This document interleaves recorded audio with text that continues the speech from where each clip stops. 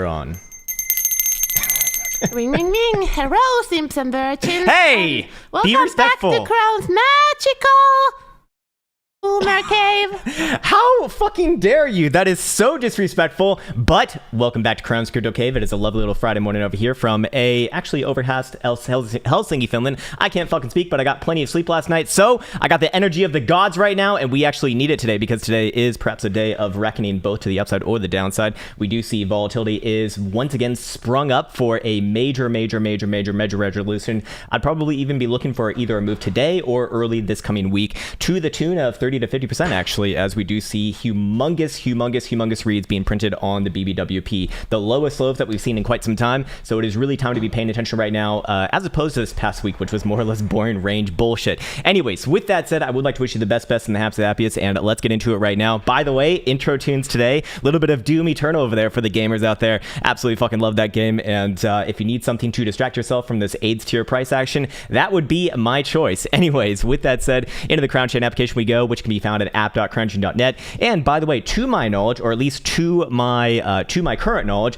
we are the platform that is offering the most free data, or the most data for free. That's what I'm trying to say. And if we're not, then we will be soon enough anyways, because we have a lot of plans to upgrade even more quant data into this. And by the way, if you do have any sort of suggestions for that, you are more than welcome to give us ideas, because we are more than willing to implement anything that we can and will do. Anyways, with that said, what do we see over here? We see a sale going on. We got 20% off of everything. I will swing back to this at the end of this video right here. Again, just remember to watch the videos. Do not rush into anything, and it's there for you at your own leisure. Anyways, Bitcoin dominance still more or less steady at around 44%, which does imply that we are seeing a little bit of a short-term downtrend right there, or sorry, a little bit of a short-term reversal right there. But I actually want to check out the chart today, see if this is just another short-term reversal before printing in higher lows and continuing with a long-term uptrend, or if we actually are going to see a real reversal with new Bitcoin dominance lows maybe incoming. Anyways, Fear Ingredient Index also popping down to about a 20 as well from a 28, as you would expect, as Bitcoin more or less tests around the downside of the range. $32,000 was our downside area from yesterday. I was actually saying a little bit lower based off the break, but Ethereum was the one that actually played out perfectly to the technical target, down around about 2044 actually, which, you know, every once in a while that TA bullshit works. Every once in a while. It only needs to work every once in a while, and then it's good enough to make a living. Anyways, with that said, into the market data tab we go, and let's see what we got going on right on over here. Okay, very interesting. Once again, global funding rates actually showing a more or less negative rate, and in fact, this one's getting a little bit more on the negative side, of course, negative 0.02%. This is across the board for all of the exchanges that we do look at, and that would suggest that we might be within the midst of a bit of a trappy situation in the short-term time frames. Again, seeing as Bitcoin didn't technically hit fully the technical target from yesterday's breakdown, right around about 31,500-ish region, I do think that is rather interesting. Again, Ethereum already did, so perhaps we could kind of mediate it in that way. Anyways, global exchanges net flows actually still remaining with its negativity right there as well. So people are more or less using this as a time to take their coins off of exchanges, which does kind of imply that I guess maybe a few people are accumulating. Anyways, open interest still more or less lackluster right here. I really want to see this get above, let's just call it 5 billion, plus a break of the high term time frame range, whether that be above about $40,000 to the upside. You could even maybe say $39,000 at this point versus about $31,000 to the downside. That'd really lead to confidence in a nice trending move based upon that. If we do not get that, then I probably would be looking for, you know, potential traps along the ways. And that has actually been keeping us relatively safe for the past 2 months here, when Bitcoin has really not broken anything on the high term time frame range just yet. Hey, what's up, Darren? Garish, when mobile Krown app? It actually is mobile right now, man. You can use it on your phone device, and we upgraded that I think about just 2-3 weeks ago. Oh, I should also say, for the people in the Jewel, for the people who have the Jewel, I did we made a big update for it. We'll actually look at it in these once we get to the charts themselves soon enough. But more importantly with that, make sure that you watch the new videos with them.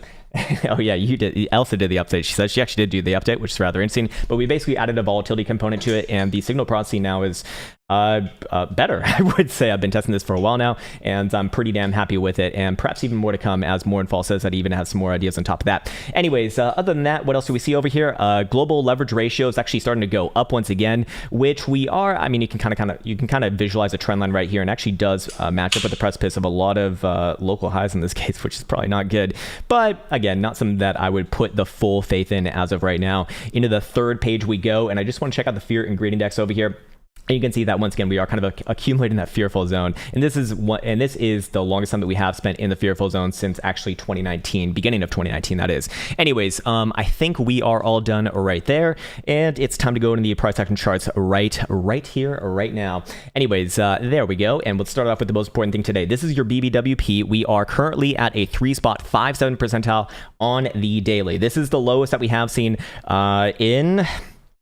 in almost a year, since October 2020 on Bitcoin's consolidation, when I believe we were like right around about 10,000, yeah, just above 10,000 bucks right here. Rather interesting too. I suppose this would be a little bit of a point in the Boolaw's court here, as we do have relatively similar price action. Bitcoin essentially put in a bit of a distributive top right here. This does fit the Wyckoff sort of scheme as well. And then what happened after that? Bitcoin traded sideways and had plenty of chances to break down below 10,000 bucks, but did not. And what happens after that? Well, the rest is fucking history, because Bitcoin basically broke out of our macro level, 11,500. Which made us look for just general, upside 20,000 bucks and beyond. And well, that's pretty much what we got. And right now, this is a lot more of a long form, drawn out formation right now, which does imply that the resolution will be even of a greater extent. So to put in perspective, this one did lead up to almost an immediate move. I wouldn't say immediate move, but over the course of the next couple months, without any major pullbacks, all the way up for about an 81% move right there. Now, of course, volatility is going to be direction neutral. So if this expansion does come to the downside,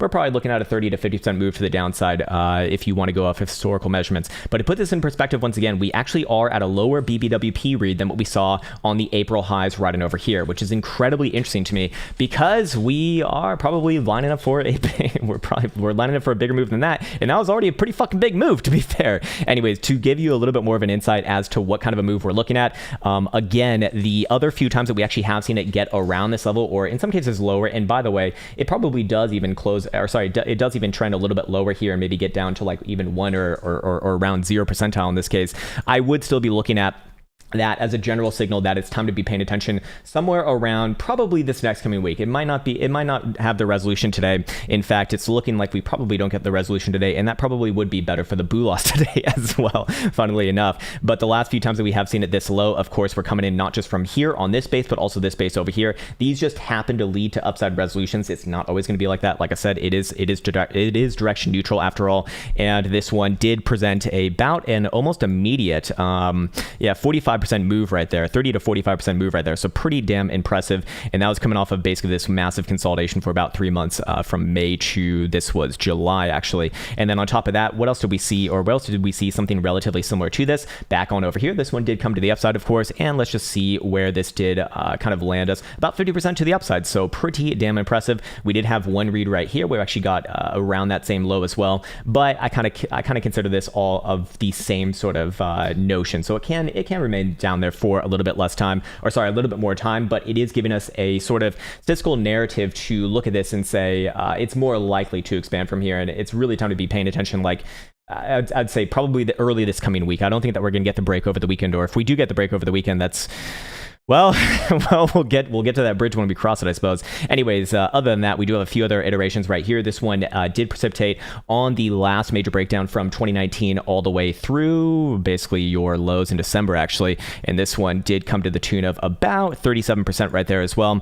The one before that was also of a massive metric. We did see it essentially precipitate the 4-month long consolidation on the last major bear market accumulation phase, which did essentially lead into a $4,000 to $14,000 move almost. So with that in mind, there are several examples other than that, but I just want to kind of give you an idea of what we're likely looking at right here. Just playing around with numbers, looking at this current consolidation, what would that essentially kind of imply? Well, if we do take it from the top side of the consolidation to the downside, then we could, be looking at about a 30% move at the very least. That puts Bitcoin somewhere around mid $25,000 region. A 50% move puts Bitcoin down around about $20,000 region. The same sort of targets that everyone's looking at to the downside, and to the upside, we could be looking at, something relatively similar as well. I'll take it from the bottom side of this current consolidation, and about a 30% move would put us in the low $40,000 territory. A 50% move would put Bitcoin just below $50,000 as well. So that is still, pretty much in line with everything that we've been speaking about as far as the higher term timeframes go. I've been looking for that rally to 40 to $45,000 for a while now, and it looks like, I might just be too greedy with something like that. If we do break to the downside, it very likely will lead to massive continuation, and that will not be any sort of recent topic of conversation. Anyways, what we're doing now is we'll go down to the low term timeframes and actually actually want to follow up on Ethereum really quickly here, just because this one played a little bit more technically. So yesterday we did say if Ethereum did close below whatever level this was right here, I think it was like 2250-ish region, we would be looking for a move down around about 2040. In this case, it actually did hit, I mean, it doesn't always work out this perfectly, funnily enough, but it did hit just about perfectly on that trend line, and getting a bounce as you would expect after that. If you are looking at the Jewel right here too, and if you do have the new version, or you should have the new version of the Jewel, by the way, you'll notice that the downside trending move is technically over from the 4 hour. Now, I don't really necessarily like the 4 hour for this, or it's just not as good as the hourly and 2 hour in my experience, but I do think that adds up to a little bit of, at the very least, a relief bounce within this region. Can it bounce back up to about 2200 or just under 2200? Yes, indeed, I do think it can. And I think that Ethereum is actually an easier chart to read than Bitcoin right now, so that's why I'm kind of focusing on it. And I would say, and I would go as far as saying that if we do start to close 4 hour dildos back above, let's call it 2200, I would look for this one to actually put in a nice decent rally back up to the median of this prior range, somewhere right around here, coming in from this last high, about 2275 region,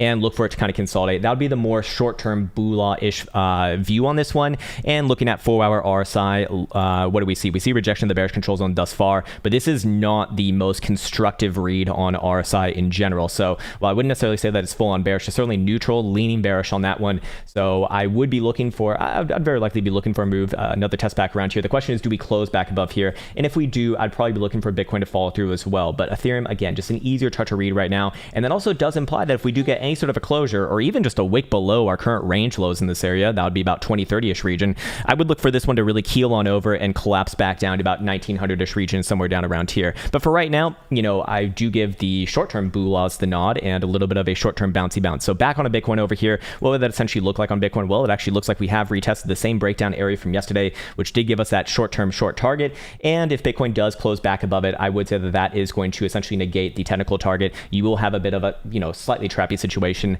I mean, you did get a decent amount of continuation off it. It was, after all, about a $1,500 move, which is very much tradable. But if we start to close back above this region right here, I would be looking for Bitcoin to put in a rally somewhere around 34,000 bucks. The 4 hour RSI is a little bit, again, short-term pointing up, and it is rejection of the bearish control zone, but I'm not a humongous fan of this going over the past couple weeks here. This is a less constructive, a deconstructive view, if you will. Anyways, I forgot to address this. Fuck, man. I prepared a whole goddamn intro as well, but I wanted to address this. Maybe we'll get to this in a second. Nah, yeah, we'll leave it for later now. I'm messing with my flow, goddammit. Anyways, very low term timeframes, of which the hourly Jewel actually did give a nice little long signal right there, and we actually did have a nice about $400 move thus far. I still want to see this area actually closed above on at the very least an hourly.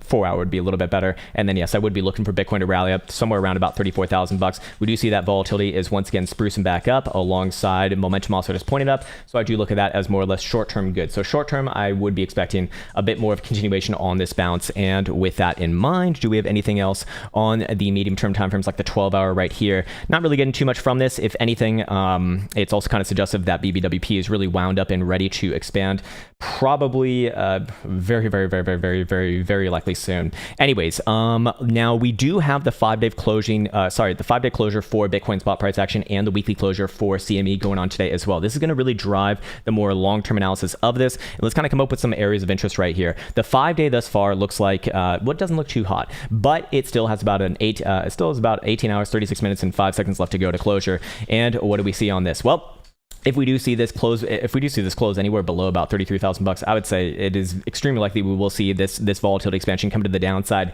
coming into early next week. And I'd feel very confident with stating that. I'll actually bring you over here to my trending charts as well. And what do we see on the 5-day? We see that we'd actually be losing the bottom side of this. What do you want to call this? It's technically a super guppy. I actually put a bunch of different moving averages on it, but it should operate, relatively similar if you are familiar with the general super guppy. And if we do start to lose this level on the 5-day, which I actually have a lot of respect for the 5-day time frame on Bitcoin spot price action, not necessarily the same thing on CME. You can just use a weekly right there. It's gonna be 5 days anyways.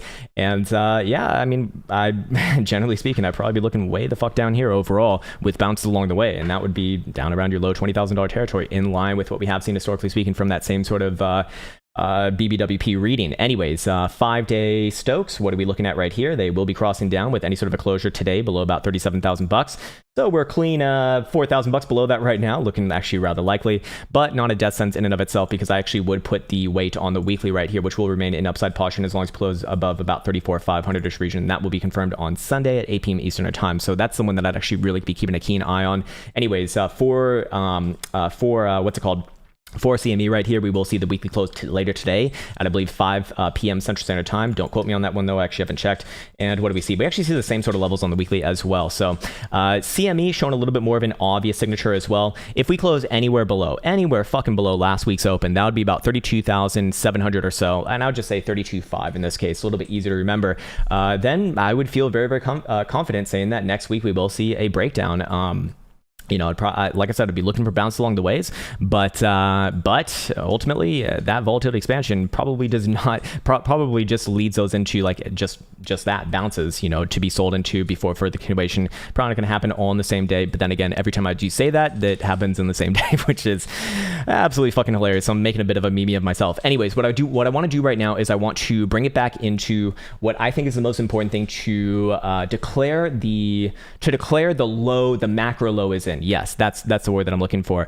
These are the 3 things that I'd be looking for to fully confirm that Bitcoin has bottomed and we are macro bullish. We can talk about, crazy targets once again, and it is once again relevant. Well, starting it off with the daily hash ribbons indicator, what do we see over here? We do not see a blue buy signal, so there is no talk at all whatsoever of a macro low being in as of this moment in time. This will be a lagging indicator, by the way. The low will actually be in before this indicator does give the blue buy signal. But what I'm looking at right here is the massive divergence between these two moving averages, which does suggest that we're probably not going to be doing anything different soon, unfortunately.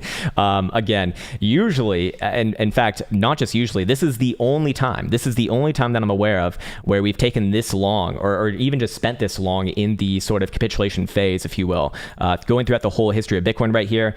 There's been some times where we've spent, more than a couple months, about a month or two. But in this case, we are quite literally by and far away in an outlier situation where it's been away this long. Now, of course, this is going to be, somewhat due to the China situation, banning Bitcoin and whatnot. Or banning Bitcoin mining, more appropriately said. But, that is the reality of it. And while things probably do resolve themselves in the end, are we going to go through a little bit of short-term pain? I mean, we've already had short-term pain, certainly, but do we have continuation of that pain? Until we get this blue buy signal, I do think that it's relevant to be on. I don't think it's relevant to be like a long-term investor. That's just my personal opinion. Of course, do whatever the fuck you want to do. But if I were a long-term investor, which I'm not, and I'm not even fucking trading this right now either. I'm looking for a trade. I'm looking for an easy trade. The easy trade, in my opinion, is on the peripheries. On a breakout or breakdown. I mean, those $20,000 targets and then $40,000 targets are the easy ones in my opinion.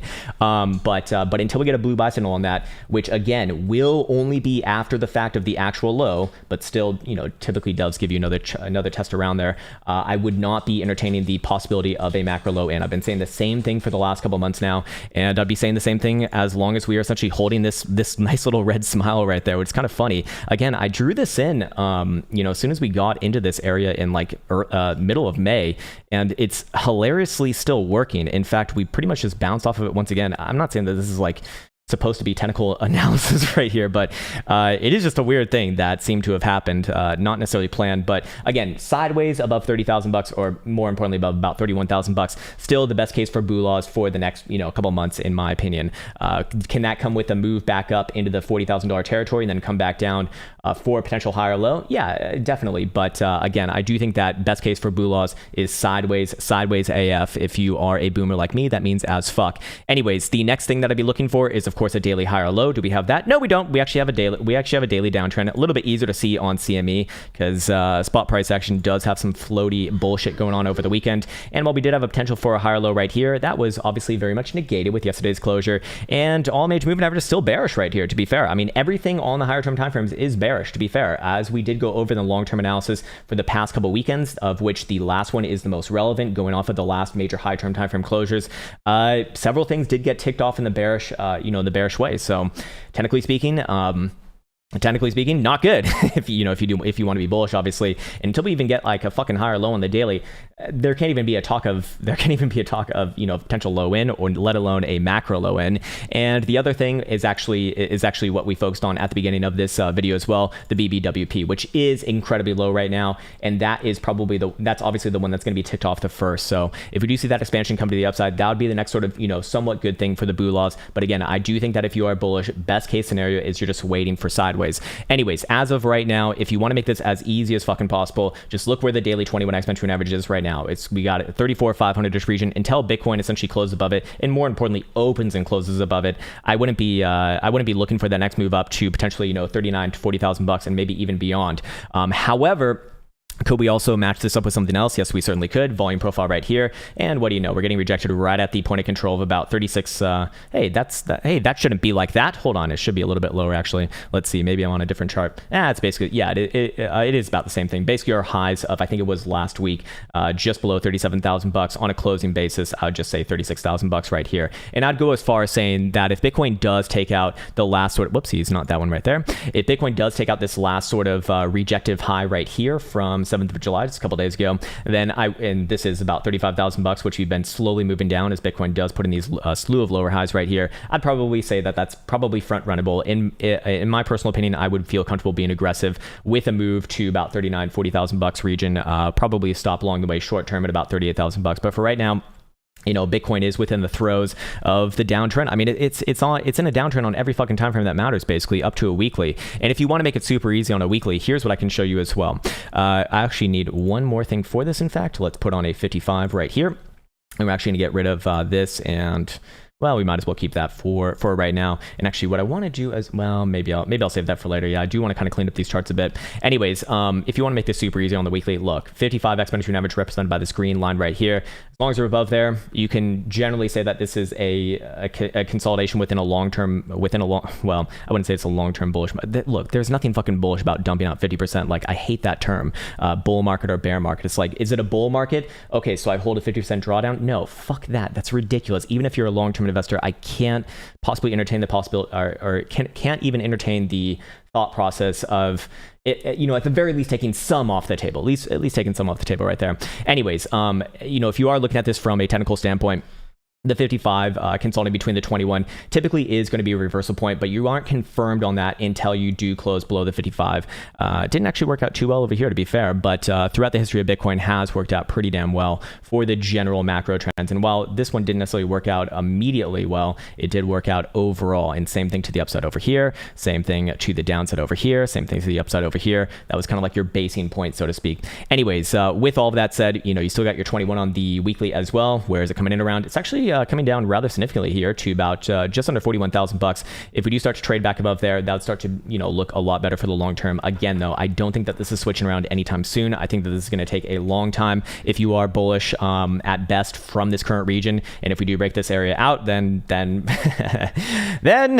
probably even more waiting, to be fair. But at least you'll have some more fun opportunities on the downside for whatever it's worth. Anyways, I think I've covered up just about what I wanted to speak about today. We got 33 minutes on the board right now. Perhaps I could speak a little bit more about, yes, that's what I wanted to look at, Bitcoin dominance. Hear my stupid raspy lesbian voice talk about the Bitcoin dominance right here. Sorry, sir. Sorry, Elsa she said hey, and that usually means something. Don't call my boyfriend stupid, sir. I get called stupid on the internet all the fucking time. It's actually insane. Like reading fucking Twitter, it's like, oh my god, man. Wow. Context matters now, doesn't it? Anyways, Twitter is a different universe. But for right now, on Bitcoin dominance, I don't care about indicators on this. I don't care about anything but trend. And and technically speaking, moving averages do kind of help you with trend. But as far as this goes, what do we have in the throes of possibilities right here? We do have a high. We do have a low. Do we have a lower low right now, though? No, we do not. We don't have a lower low till we actually break this area right here.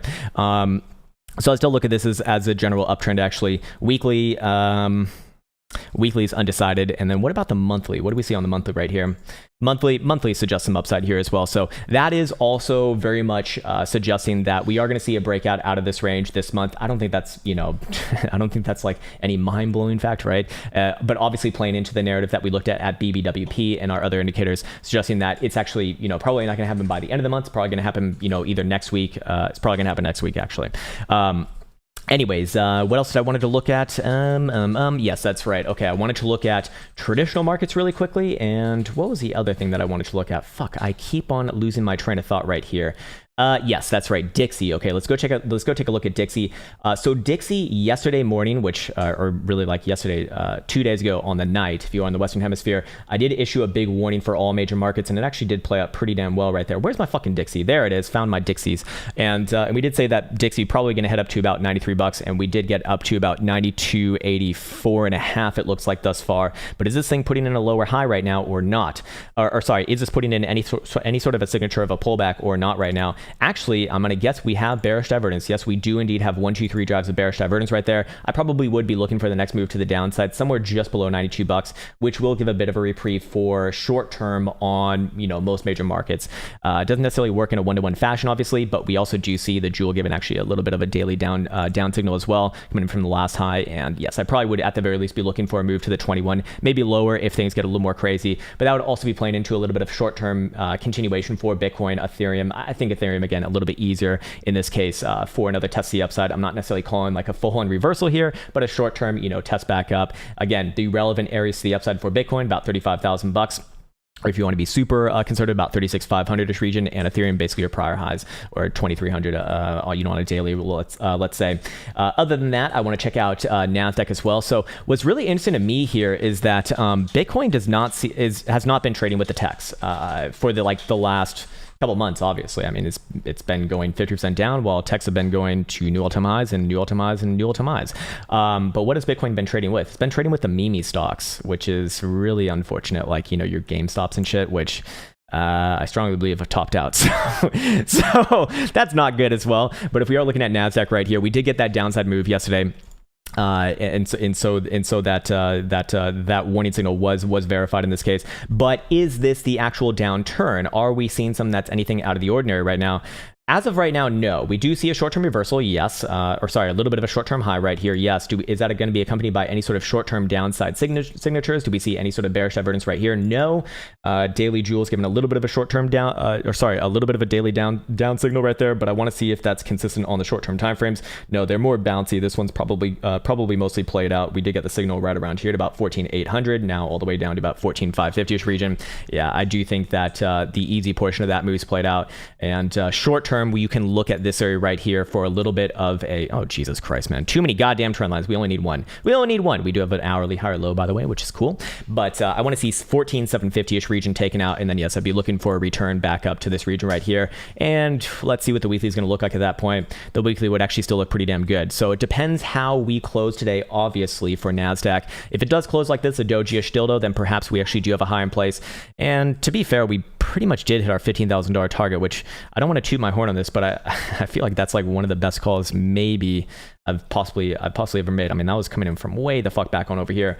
But I wouldn't necessarily say that just yet, because this is still more or less fine. I'm not actually seeing any major warning signals on our high term time frame momentum oscillators, which is what you would expect.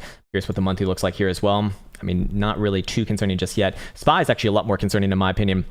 This one looks a little more toppy to me, but still remains to be seen, actually. I'd be looking at Nasdaq for a direction right now, kind of similar to Ethereum, which seems to me like an easier chart to read. I think Nasdaq's a bit of an easier chart to read as well. Of course, there should be a downside bias as well, and that would be basically anywhere below this potential higher low, so about 14,630-ish region. Anywhere below there, I'd be looking for a retest of the lows, probably another bounce, and then hold your breath, because that would potentially be the major breakdown. But I do kind of like what's going on right here, short term at least, and I do think that it probably does close. The market that never fucking goes down, baby. The market that never fucking goes down. Anyways, I'm going to turn on the alerts right now, and I think we can get to the comment section, and let's see what we got going on right here or right now, sirs and zers. All right, there it is. Ethereum going to 10,000 this weekend, says Jay Crypto. All right, cool, man. I'm spending it, baby. I'm buying a fucking house with that Ethereum money. No problem. Take out your loans and everything. All right, so we got Colby Giuk, and by the way, I'll reiterate for Darren Garish and for anyone else who's new here, the Krown trading app is actually available on mobile devices now. The only issue that we do have with any device is browsers. If you're using like Brave browser or anything that's not, like your normal browsers, like a Chrome, a Safari, a Chrome and Safari, and maybe like Edge or something like that, then yeah, there might be some issues, but other than that, there should be no issues at all. Colby Duck says, howdy Krown, what's up, man? Mind checking out GameStop weekly, monthly? Sure, man, yes. Okay, so GameStop, as I actually, it's like you read my mind earlier, man. GameStop, as I did say earlier, Bitcoin does seem to be a little more trading with that one rather than techs and Nasdaq. Not a good thing, in my opinion. Look, I still think that this one's topped out. I know that several other people who I respect a lot have different opinions on this, and this one's going to bounce around here. I mean, it's just bounced off the 21 right now, to be fair. But I don't really think technical analysis matters that much in a meme stock like this, to be honest with you. The only way that this one really turns around, in my opinion, is if they add blockchain to the end of their name, which actually they might have done, if memory serves me correctly, which would be absolutely fucking hilarious. But more importantly, with that. Looking at this right here, it's going to be the slow bleed, in my opinion. As long as you're below about $300, which you might even get a test back to $300, but as long as you're below $300, especially on a weekly, I'm just looking for this one to trade sideways and sideways and sideways. You are going to be absolutely fucking bored to death on this one, in my opinion, and eventually come back down below 50 and $20 respectively. Looking at the monthly right here, I do think you're gearing up for a test down to about 150-ish region sometime this month, to be honest with you. And I don't think, and even if you are bullish this month, or even if you are bullish on this, I do not think it's happening this month. At soonest, probably like September, October, if that. And I strongly do not think that will be happening. I think that this one comes down and then at the very least tests 150 first.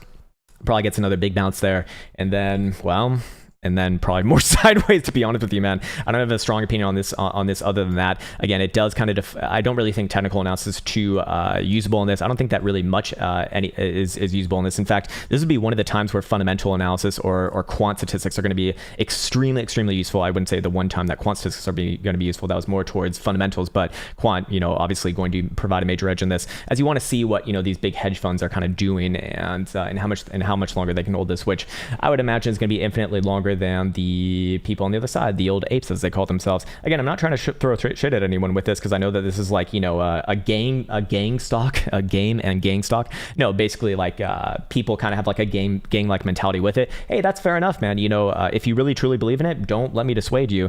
Don't let me persuade you of anything. If that, I mean, that's not the fucking purpose of this. I'm just explaining my reasoning right here. And next move is probably to the upside. Probably pops back up north of $200, somewhere around 250 to 220ish region. But long term, man, the sideways dead heartbeat is what I'd be looking for on this one on the long term, and then maybe like sometime next year probably peters out and comes back down below the nether regions once again.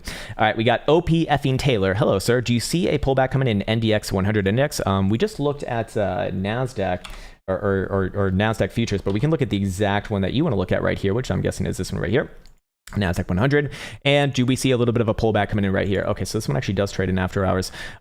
This one looks a lot more toppy. This one looks a lot more toppy than what we just saw on Nasdaq futures. Let's see what the low term time frames say right here. Still, I'd give it a chance to bounce first. I actually do think that it will bounce first.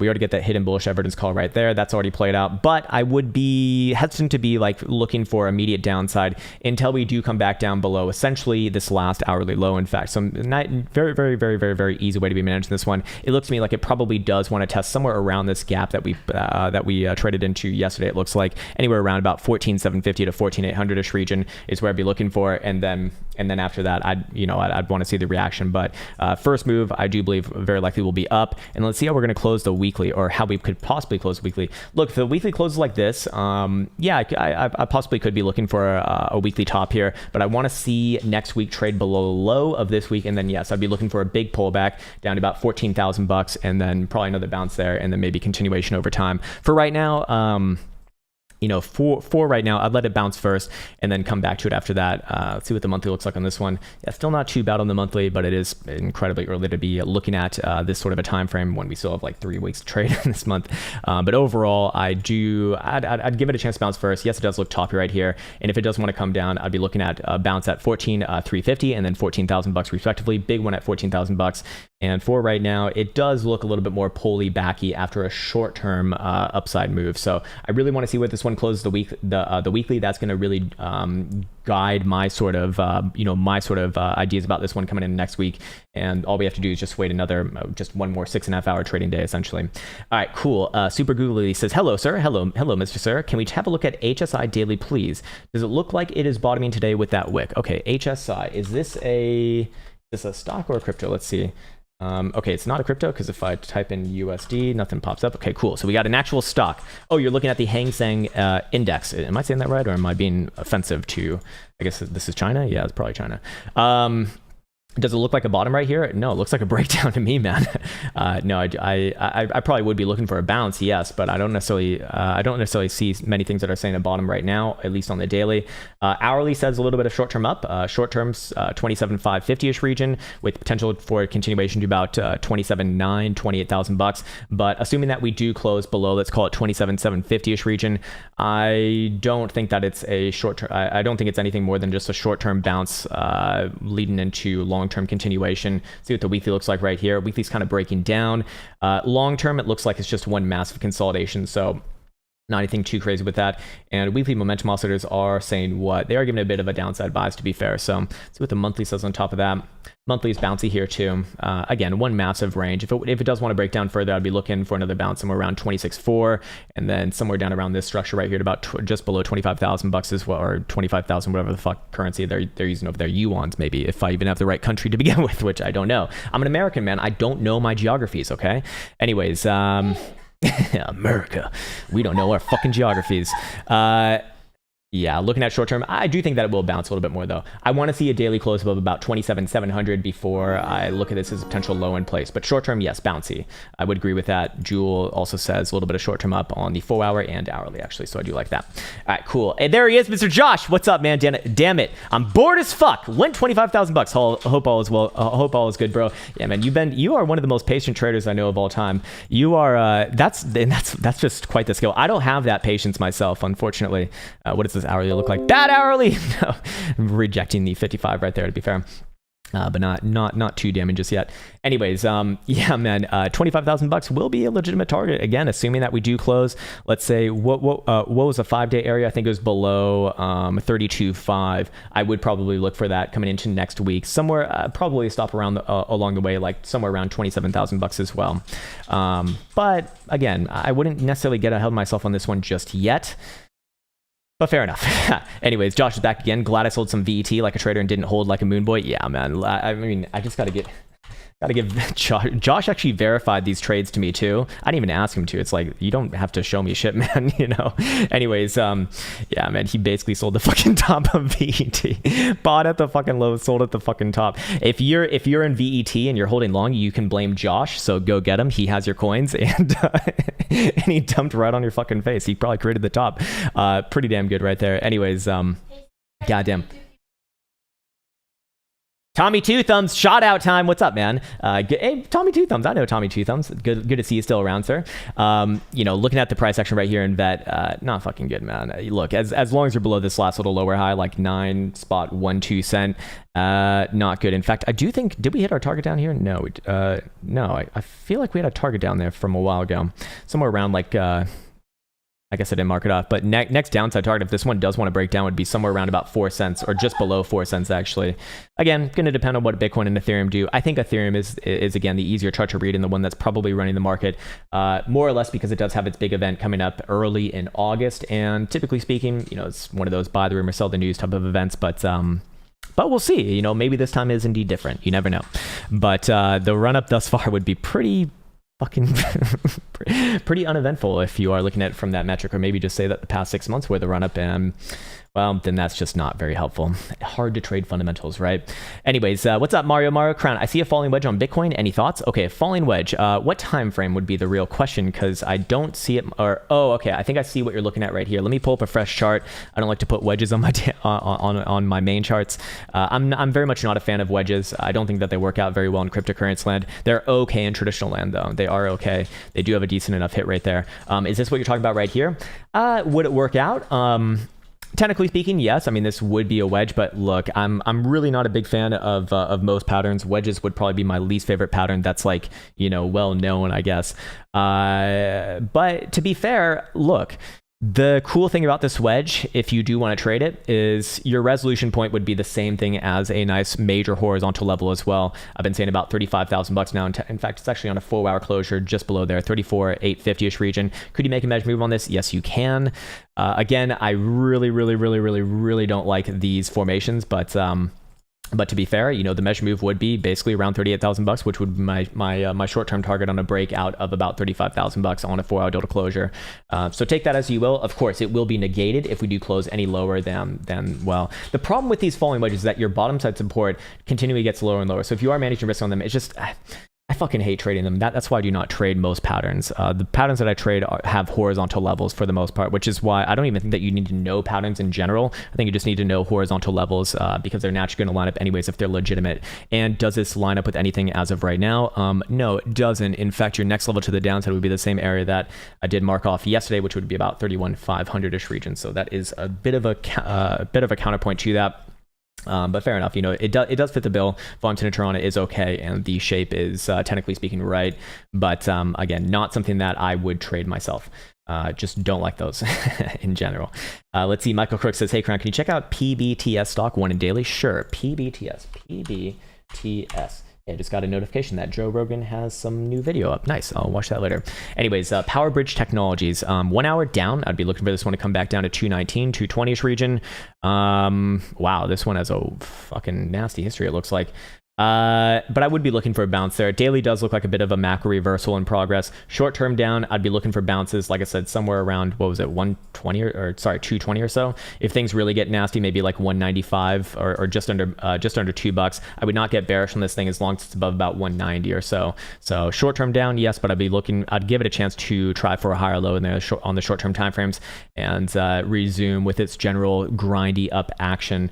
But again, short term, yeah, back down somewhere around actually more like 115, give or take a few cents off that. But I don't think that one's doing anything interesting anytime soon, or to the upside at least. If it's going to do anything interesting, it's going to be to the downside most likely, but more or less sideways. J3F says SNX USD 15 and hourly, much loves to you, sir. Much love to you as well, sir. Let me just make sure that I got this one right. Okay, SNX, this is a cryptocurrency. Yes, it is. It is a cryptocurrency on Binance. Yes, there we go. Hey, not bad. Having a nice move. Hey, having a very nice move right there on the hourly. But what time frame are you looking at? You are looking at an hourly. Okay, well, you're on the right time frame for this one, man. If you do want to trade it to the upside, you had a nice little break of this last little prior lower high, 10.18. And where's your next sort of technical target? Somewhere right around just below $11. Let's see what the 15-minute looks like. By the way, Jules actually did give you a long signal. 1 dildo after the low, it looks like. No, 2 dildos after the low, it looks like. But I do think that this one actually bouncing off this technical level right here from the last time that I charted this one, which must have been like a month ago. I've not looked at this one in a very long time. I think this one got a little bit of room to run, man. I know you didn't ask about a 4-hour, but 4-hour Caretakers RSI given a little bit of hidden bullish divergence there, a couple drives, in fact. So I would typically target a move, yeah, somewhere just above $11 actually. We'll go down to the 15-minute as well as you did ask for, but I think that's kind of important. Look at the volume on the low right here. That's actually rather impressive. I would say that this one's generally okay as long as you're above the last little breakout point, about 10.14 or so. Short term, probably a little bit of a short term stop right here actually, as we do see that was a prior breakdown level. If you are familiar with price action trading, and we are getting a little bit of a loss momentum right now on the Jewel. It's kind of getting way the fuck up there. But I would be looking for general continuation to that next target, and then sideways overall, because this one is more or less ranging right now. Having a very good bounce, though, to be fair. Having a very good bounce. This one is something going on with this one. We don't really see the same sort of level of bounce in any of the other majors, it looks like to me. So, or at least the ones that are on my board. So interesting, very very interesting. Maybe one worth paying attention to right here. All right, we got Mr. Hey, there he is, Legend Ali Z's. What's up, man? Sir, good sir. Hello, my good sir. AMD 4-hour daily weekly. By the way, man, I have a feeling your Amazon and Apple trades went pretty fucking well. Referencing our prior conversations, very very nice, man. All right, you're looking at AMD 4-hour daily weekly. Okay, all right, let's see. We got it on Nasdaq, and you're looking at, or you're saying just a pullback or rejection at our weekly resistance before 94 to 97. Okay, let's see if we put this on a weekly. Okay, where is this? This must be on the monthly or something. Let me just double check. Where am I pulling this in from? Yeah, it was on the monthly. Okay, let's get rid of this. Monthly is still bullish to me. So if you are going to, okay, hold on. You're saying, hold on. Let me make sure that okay, rejection at our weekly resistance between 94 and 97. Yeah. Okay. You can see right here the monthly is still trending to the upside. It did go through a bit of a sideways consolidation from actually last August to where we're at right now. So about a year long of consolidation. This one looks pretty fucking mature right now. Even the monthly. Oh my lord. Oh my fucking god. What the fuck? It's at a 0 percentile right now on the goddamn monthly. What the? You don't really see this too often. Well, I guess in this one you've seen it a few times before, but last time you saw this this low was June to September 2014. That was in this major consolidation right here. Jesus fucking Christ. Holy shit. This one just coming off about a looks like, what is this? Yeah, about a year-long consolidation. Still pretty damn impressive, man. So what let me just get back to your question. So you're looking at a 4-hour daily and weekly. All right, well, 4-hour, start off with this one. A little bit of short-term bouncy, probably back up to 91.5 daily. I wouldn't mind if this one came back down to the monthly 10, which I believe is around the daily 55 at about $85. I'd look at that as an opportunity. I really like this one. It is still consolidating though. I don't think it's ready to break out just yet. Momentum oscillators are a little bit spent here. I'd give it some more time to go sideways, probably test a little bit of downside after an extremely short-term upside move, and then maybe coming into like end of this month or perhaps next month, I'd be looking for potential actual break. Weekly's pretty fucking good here though. Weekly is pretty fucking good here. Yeah, maybe later this month it gives a try, or maybe next week or the week after that maybe gives a try. But I do really like the high term time frames right here. I fucking hate their products, but you already know that. We even have hidden bullish divergence on the last higher low right here, and you're already at your prior highs. Usually I look for this signature to lead to like an actual breakout, and I think that we've already done the measure move on this one, which is around $100, which is kind of like a typical target once you kind of get into the 90s for the first time. Just like a weird rule that typically works out. I'd still be long-term bullish on it. Short-term move to the upside probably does get faded, and then maybe tries for a higher low at like mid 85 coming in next week. But long-term, very much bullish. I really like it actually. BK says, can you look at AMP USD on Gemini 4-hour daily weekly? Yes. Let's see what this one's doing. This one has also been one of the better acting charts for a while. Did you say on Coinbase or Gemini? Whatever, it's all the same. Gemini has some more long form history, and this one not acting as well any longer. And what do you fucking know? BBWP on the daily expanding from a 0.79 percentile region. Holy shit, man! This thing's gonna explode. Where's that more likely to explode to though? Let's look at the weekly for a second. I probably would be looking for a test down to the 21 first. That is about just above 4.5 cents or so. I probably would give it a chance to put in a bit of a higher low there as well, or at least bounce off that region. Technically speaking, though, we do have multiple drives of phantom div coming off the highs on the weekly. That is not a good sign. And while the bounce probably does play out on the short-term timeframes, long-term, I'd probably be looking for this one to come down to about 3 cents, just above 3 cents or so. Now, I think you did ask about a 4-hour as well. Yeah, you did. 4 hours just down, so maybe no short-term bounce right here. Maybe no short-term bounce first. This one kind of nasty. But where would your like technical breakdown be? Be right below this region right here. Sorry, let's just get rid of all these. We only need one. And where's our one? Right there. Any sort of breakdown below just above 5 cents. So 5.15 we'll call it. And then yes, I would be looking for the next downside move to occur. Bounces along the way, very likely. Of course, not going to happen all in one day, but be looking for a next move down to about just above 4 cents, and then probably down to those next major regions that we spoke about. So I'd be careful on this one for right now. Let's see, what does the monthly looks like? The monthly is interesting because the monthly technically is still long-term bullish. So perhaps I do hold my breath on that one. But then again, the monthly has barely any history here. See, does a 2-day help at all? I want to see if this is going to put in a higher low here. I want to see it grind it out more without breaking down below that 5 cent region, and put in something resembling like hidden bullish divergence on one of your higher term timeframes, daily, 2-day, 3-day, or 5-day, which we don't have right now. So again, it's kind of like Bitcoin. Best case for bulls is sideways, in my opinion. Okay, cool. All right. Spencer Smith says, Krown, gonna forex my house so I can long your hair into glory. And I'm in, baby. Take me. Could you take me? This is so sensual right now. I'm gonna get demonetized. I'm already demonetized, man. I'm already fucking demonetized. Don't you know? This channel doesn't make any advertisement revenue, or at least not not usually. I'll put it that way. Apparently, they don't like my language or some of the music that I do play. Could you check CGLD for me? Okay, CGLD. Core Gold. Okay, I'm guessing this trades on some sort of Canadian exchange, and you are looking at a what? Long-term time frames. Thanks. Okay, let's go to a monthly first. Bouncy, but long-term shitty.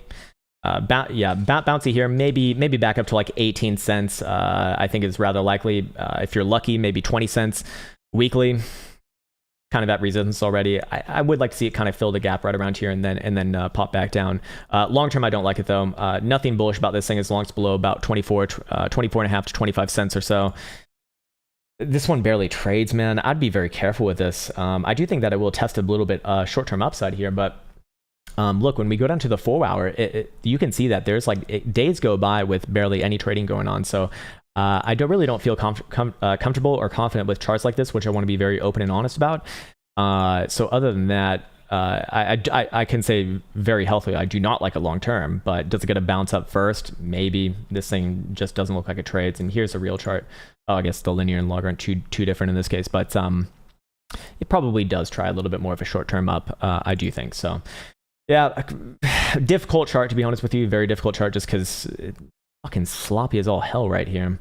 But yeah, daily showing a little bit of upside here as well. So I'd probably give it one more stab to the upside and then come back to it after that with a little bit of skeptical eyes, I guess. Jack Asselman says, good morning, Krown. Ethereum, Bitcoin, short-term, medium-term, and long-term if possible. Yes, let's do that, sir. Let's do that. We got it right around here. And okay, so once again, have we sold off on the top side of this? No, we didn't even hit our fucking target. Jesus Christ, man. Goddamn technical analysis bullshit. Fucking astrology for men. Not working for me this time. It's still within our range, man. I don't really think that this is good nor bad. It's neutral with a long-term bullish biases here, mostly based off the monthly. There's nothing bearish about the monthly to me until we come back down below last month's low, which is 5.5 million satoshis. Short term, let's see what the 4 hour says. Short term, a little bit of bouncy here is what I'd be looking for. We do have 4 hour hidden bullish evidence. And technically speaking, this one hasn't necessarily negated its pattern just yet, to be fair, but I would be looking for a short-term move up to about 6.6 million satoshis, somewhere around there. That's your next sort of short-term resistance. Daily is technically okay as long as you're above about 6.3 million satoshis. You do still kind of go with the upside. Daily Jewel given a little bit of it's given a kind of a trendless thing right there. However, typically it will turn down after that, which is not the best in this one, and the AutoFib's already doing the same thing. Daily RSI is doing what? Sideways and constructive. I still like this one long term, actually. The only way that I will not like this one is if we do take out last month's low. That's the only way. Maybe we can see some on the 2 month. Oh, still good. Maybe we can see something on the quarterly. Still good. I'd give it some time. I'd give it a chance to go sideways within this channel, man. That's essentially what I'd be looking for right here. Yeah, something like that. Or I guess we have too many trend lines on this one too, but realistically, important ones are going to be these more white ones right here. Not because they're white, but because they represent a nice, nice consolidation channel. All right, cool. Blake Womack says, Bitcoin weekly, monthly to Bitcoin W. What the fuck is this? Okay, hold on. WM2NS. Oh, this is okay, I see what you're doing. Okay, so you're putting Bitcoin against the M2 money stock. Okay, this should be very interesting here. Let's see. Let's see what this does. I think it's going to take a second to populate. And you're looking at the 1 day chart, Bitcoin testing 2017 high. Oh man, that is so fucking profound if that's true. If this is if I have the identification of this properly. Oh, come on, man, work. Oh, you bastard. Oh, you bastard. Come on, baby. Come on, baby. Let's see. Can we make it work? Come on. Maybe I need to go to like a 2 day or something. Yeah, there we go. Okay. Yeah, it only works on the days right here and above. Anyways, okay, so you are saying what again? Let's see. Bitcoin testing 2017 high. Is it? Well, first off, let's go see. It's gotten pretty close to there, yes, but technically not exactly there. I mean, it would be from where we're currently at. Let's just see if it's relevant. About 20% away from our current lows to where it's at. That would be about 10%, just under 10%. Pretty fucking close, yes. But does it grind out this area? Maybe yes. You know what? I'm going to, first off, I'm going to add this to my watch list because this is very interesting here. Let's put this in. Boom. Boom. Thank you. And I really appreciate that, man. I've been looking for this M2 ticker for a long time because I think they got rid of it, or at least they made it a lot more difficult to kind of figure out. And I'm also going to put some alerts here too, actually, like right around this level, because that would be a natural basing point for this as well. Spread alerts may, okay, yeah, okay, I get that. All right, fine. And then I also want to have an alert. Well, no, we'll just leave that for now. Anyways, did you say anything else about it? No, but let's actually look at this a little bit longer. This is very interesting right here. This is incredibly interesting. Let's put on log scale for a second as well. Make it look a little bit less shitty. And what does a weekly look like? Speaking of shitty, it looks very similar to spot price action charts as well. Not too much of a difference right there. Do we see anything that is particularly obvious on this one? Oh yeah, that's right. I can't use a 24 hour. God damn it. I did it again. You can't use anything below a daily, actually. Yeah, it would have a bit of downside bias here too, but looks more or less the same chart. Looks more or less the same chart as what we've been looking at on spot price action. You see a very obvious level coming in right here as well, right around about just under 29 million. That is just under 29 million. Very, very interesting, man. And thank you for pointing that one out. Bitcoin, what are you doing? Are you rejecting? Don't do it. Don't do it, Bitcoin. We're going to print some hidden bearish divergence right there. Rally canceled. Going back to rice and beans, baby. G-Dubs W says cost, please. Costco? Okay, let's see. Costco Wholesale Corporation, nice. And then you say, G-Dub says, cost please, you nailed targets last month. Nice. Glad to hear that, man. Every once in a while, that TA bullshit, every fucking once in a while it works. When I asked for it, looking at hourly time frame, thank you. Okay. Hourly's good. New highs. This one's very fucking good, man. Oh my lord. Powerful chart. Very powerful chart. I'll be looking for new all-time highs, man. This one's very, very good. This one's broken out officially on the daily. I know you didn't ask about the daily, but it's important to see where we're at in the macro scale of things. And are we at new all-time highs? Yeah, we are at new all-time. Oh my god. Oh my lord. Okay, this is what a really good chart looks like. Over this chart goes back to 86. This is what a really good chart looks like. I mean, holy fucking shit, man. Wow. Powerful. Powerful, powerful, powerful. Powerful, powerful, powerful. Unbelievable. It's not unbelievable. It's actually just very impressive. Anyways, can we make a measure move off this? We can plot some areas of interest to the upside. I need to ask about the higher term timeframes here, but because we are in a blue sky breakout and it's generally price discovery, we can't really look at too much on the hourly unless if it's just going to be very relevant for like a short term, but we can do that. I'm not getting any signals that this one's topping out like this exact moment. It's still continuation, probably new all-time highs, like I said. Oh, I guess I've already done this. Let's see. So next short-term area would be right around, right above $400 actually. I guess we're already above $400, but oh no, we're right there. We're right there. Okay, so I'd look for it to play between about 420 and its current area right now at about 405 or so. I do think it will probably test around 420. Great number as well. Before before going into this consolidation, and then long-term, technically speaking, if it does start to close weeklies above 420, I'd be looking for extension. 450 and 500. Wow. Costco. Those hot dogs, man, they're fucking tasty. Yes, that's exactly right. Okay, let's see. I killed Epstein. Holy shit, you killed Epstein. Sorry to pry. I've been wondering, have you seen Duncan Trussell's Midnight Gospel on Netflix? I haven't, but I'm a huge Duncan Trussell fan. He's great. Elsa hates him because she hates his voice, but she doesn't know anything, and she hates all things that are cool. So what does her opinion matter for? It doesn't matter. Anyways, you sound like an ostrich, by the way. Can we check out Netflix monthly, weekly?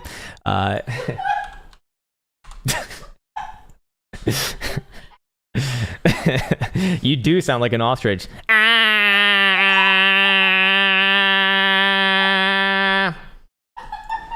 All right, and I'm the biggest moron on YouTube right now.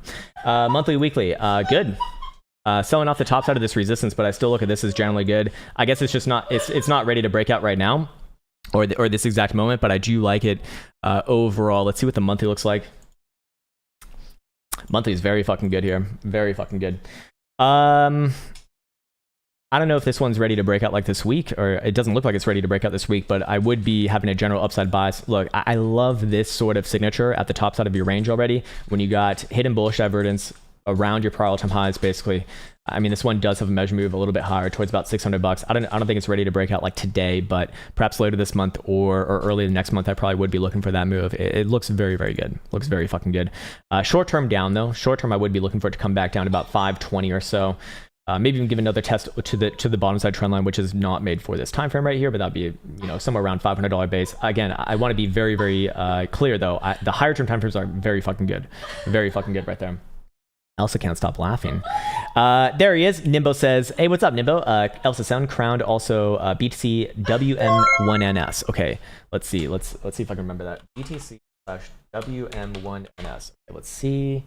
Boom. Oh, we're gonna need to go back to these timeframes here. There we go. Okay, so this is going to be versus the M1 money supply. I'm gonna have to brush up on my macro economics because I don't think that macroeconomics is like real, but but I believe M1 money supply is like everything but some. It includes like all the money supply but something, which is included in M2. I forget which one is the more important one. I think it's M2, but this is rather interesting as well. This is actually very, very interesting as well. As you can see, Bitcoin did not make new all-time highs on this. Fuck, we need to go to a weekly. Bitcoin did not make new all-time highs on this. In fact, didn't even get close. Didn't even get fucking close here. And if you're looking at this chart, I mean, this looks like it wants to die. Does not look good. Wow. Then a monthly downtrend too. Well, it's kind of trendless on the monthly. We do have a lower low, but we also have a higher high. Not very helpful.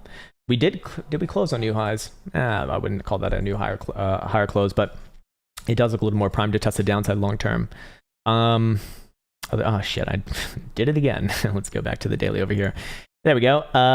Basically the same chart right here. But I think the main reason why you probably want to look at this is because you're looking at it within the context of the very, very long term, of which, let's mark up some areas. And I'm going to add this one as well, actually. So this one looks incredibly interesting. So BTS, WMNS. Okay, boom. All right, lovely. And let's put some alerts on this one. Okay, I want to know a couple things. I want to know if we take out this area right here. Hey, stop that. What are we doing?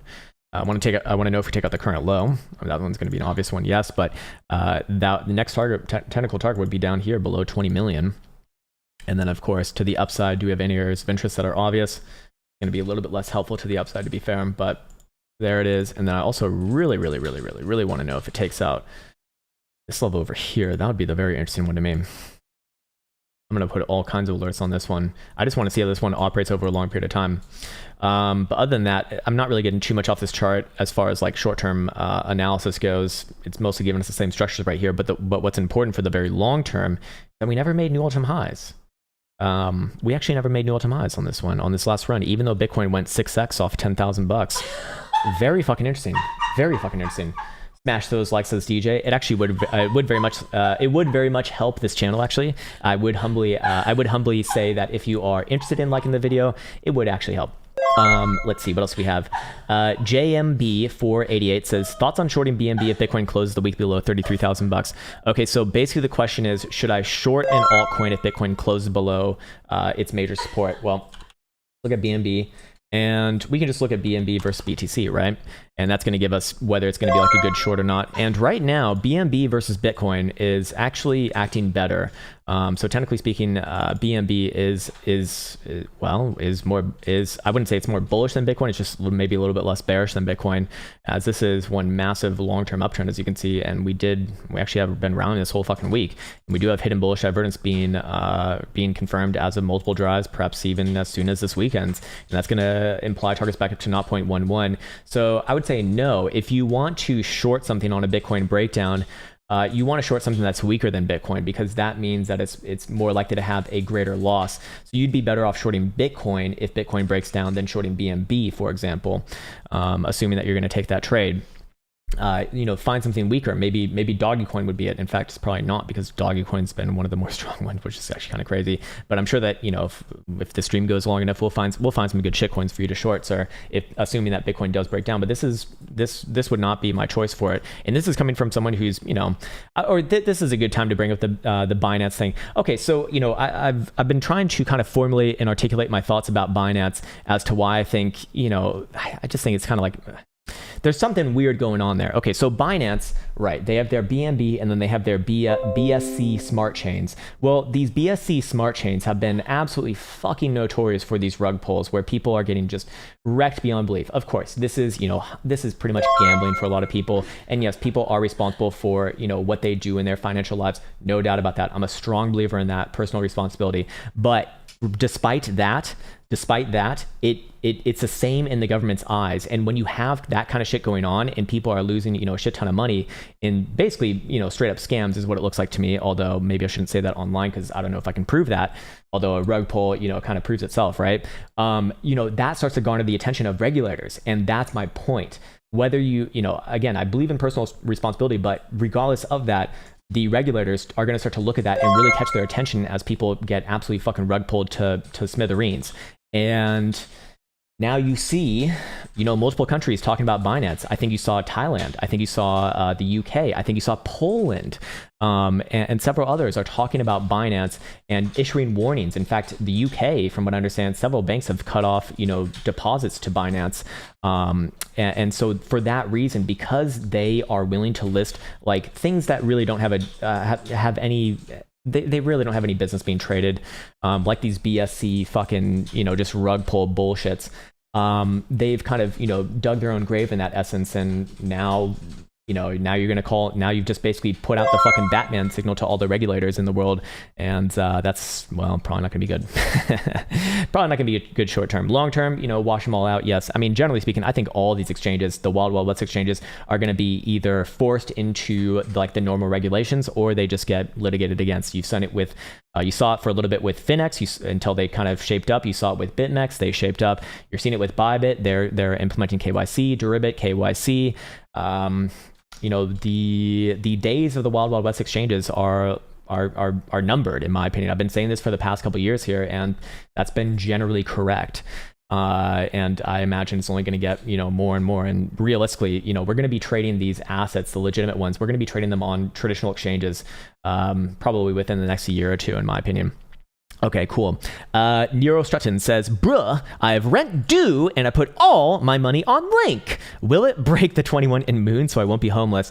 Well, you're probably better off, again, watching Ethereum. I think it's an easier chart, most likely, than Link. Yeah, wow. Oh, it's only just begun. You need to break the 21 exponential on the weekly. It's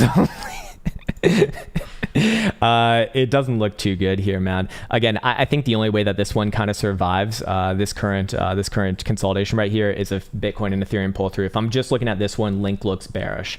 Now again, whatever Bitcoin and Ethereum do, more importantly Ethereum do, Link's going to follow, but it's probably not going to be as strong. In fact, I'd feel very comfortable saying that it's not nearly going to be as strong. And as long as you're below this level right here, 21.5, I mean, it's a very hard chart to love short term. But again, we're kind of seeing the return of the 2018, 2019 bullshit formations. Remember like the BART market? I'm sure people from like the last 3 years definitely remember the BARTs. If you're new into this market in the last year, you probably haven't seen too many BARTs. But they were probably the most nasty thing I've seen in trading. They're probably the nastiest thing that I've seen in trading that happened rather often. And it was basically like you'd put in these obvious formations, like you'd see, I don't know, a fucking head and shoulders or just any one of these like patterns. And they'd kind of like break in the direction that you'd be expecting, and then they would just absolutely fucking zoom the other way and just wreck everyone who bought the breakout or sold the breakdown. And I kind of feel that we're seeing the return of that, in somewhat recent times. We've seen a couple of them in the last month. Actually, I think we saw one this past week, in fact, or maybe this was a week before that. But ultimately, I think only a BART's going to save this one, but mostly it's going to be due to the market leaders. This one's not going to be a main beneficiary of its own. I know that that's a bit of a joke comment but for anyone who's like legitimately wondering about Link, it's a very hard chart to love. Again, as long as you're below about $21.5, and even then, I mean, it's got one of the biggest pullbacks, crashes. In this whole goddamn market, 74% down and pretty much on the lows right now too. Like, not good, not fucking good. Again, I look at Ethereum. If Ethereum starts to rally, you'll probably see that one get picked up a bit, but not as much as the rest of the market. It is relatively weak, All right, speaking of, let's go back on over here. Spencer Smith says, 15-minute TA on Elsa humor, please. Man, you have to watch Robot Chicken with Elsa, and you'll hear like a slew of laughs. It's the funniest thing, man. Like, I would have never thought that any female would ever enjoy that show, but it's actually hilarious. Yeah, it's great. It's fucking great, but she loves it, man. Sad says, or is it Sad or Sad? Hopefully I'm getting that right. AXSUSD daily 4 hour. Okay, let's see. AXSUSD. All right, on Binance. And what do we have right here? Short term, it looks a little bit of uppity up. You're looking at a 4 hour and daily. Okay, no problem, sir. Let's see. 4 hour kind of already hit the 10 simple right there. So a little bit of short term pullback, but okay, I actually do kind of like what's going on right here. I want to see hidden bullish evidence confirmed on the 4 hour right here. You'd actually have multiple drives on this, which would look decent for a continuation move short term to about just under $14. How would that be confirmed? I want to see a closure here or higher, anywhere above 1265, we'll call it, on this next 4 hour closure, coming in about 1 hour and 41 minutes and 19 seconds or so. Looks like the 4 hour jewel is kind of losing its, or it's probably going to start to lose a bit of its momentum as it is losing its slope right there. And daily, or at least I think you asked about a daily. Yeah, you did ask about a daily. Daily is very interesting. Oh wow. Okay, we have another chart that's like actually doing something completely different. So this is very, very interesting, man. Good on you for finding something like this. Daily is a little bit short-term toppy. I do think it's going to go into a sideways consolidation. You're probably going to see a consolidation between this area right here at about $10 and this area right here at about $14.50. I do think, granted this next closure is going to be basically here or higher. I would be looking for next test to the upside, somewhere around 14, maybe even 14.5. But I don't think that this one's ready to trend just yet. I'm curious what the weekly looks like. Yeah, weekly is very interesting here. Any sort of a closure at end of week above about 1175, and I'd still be like long-term bullish on this. It's pretty fucking good, but not a whole hell of a lot of history. So I think I'll just leave it right there. And of course, below the bottom side support at $10, I would be I'll just be looking for it to join the rest of the market. It's probably going to imply that Bitcoin and Ethereum broke down. Zio Storm, what's up, man? Hey, Krown, does a 1 hour close above 33.3 on Bitcoin invalidate the short from earlier? The short from earlier. Okay. Okay, hold on. Let's make sure that we were. Let's make sure that we're talking like the same language right now. So, I think what you mean by short from earlier, you meant the breakdown from yesterday, which had a technical target about 31.5. Yes, it would invalidate that. Yes, absolutely. And what's very interesting about that Zio Storm is that when you look at Ethereum, which again I do think is the more obvious chart, we did see it hit the technical target down to 2040, actually almost to the fucking T. And I think that Ethereum is running this market right now. So would it be relevant to say that technically in like a pseudo way has already been, I wouldn't say hit, but you can kind of look at that as more or less played out? Yes, I do think so, but I would still say exactly what you said right there. Hourly above about 33, it's more like 33,350, or just an hourly higher high above last hour high right there would do it for me. And I'd be looking for a move back up somewhere around $34,000. And it does look like Bitcoin's trying to put in a bit of a low right here. And for what it's worth, hourly still remaining with this upside posture right there. And we are seeing that on expanding volatility. So I kind of like that. Hourly RSI is not giving us much. What does the 4 hour say again? 4 hour says not much on RSI. 4 hour Joule is trendless right now too. So not giving us anything right there, unfortunately. All right, Zio Storm says, or sorry, not Zio, but Nero Strutton says, Sir, bruh, I'm glad that you used my proper pronouns, sir. Can we have a look at Cardano as well? Yes, we can, but you did not give any time frames, man, so I don't know where to go with it. I'm going to go with 4 hour and daily, usually what people ask for, and it gives a general oversight of what's going on here. Again, one of the better acting charts throughout this whole downside nonsense, but it's not nonsense, it's actually rather nice for the downside traders right here, but we're seeing something relatively similar to Ethereum. In fact, I think Ethereum actually might be having a slightly better day. Let's see. This one's up 3.9%. Ethereum's up what? Ethereum, where are you? Is up, a little bit more, about 0.68%. Anyways, if you're looking at the 4 hour, what are we looking at right here? It does not look good on the 4 hour, to be honest with you. I don't think that this one's going to be operating on its own right now. You do have a very obvious next technical breakdown region that's going to be just below 129.5 or so. You could probably even use the last 4 hour low, although looking at a closure even on a 2 hour would probably be a better and more confident way to trade this one, in my opinion. Of course, it's not finished advice, but if that were to happen, I'd be looking for a general move down somewhere around 120-ish region, anywhere in this little pocket right here before the next short-term bounce. Daily, I'm not getting too much from the daily. If anything, we see volatility incredibly low, and we see not good right there.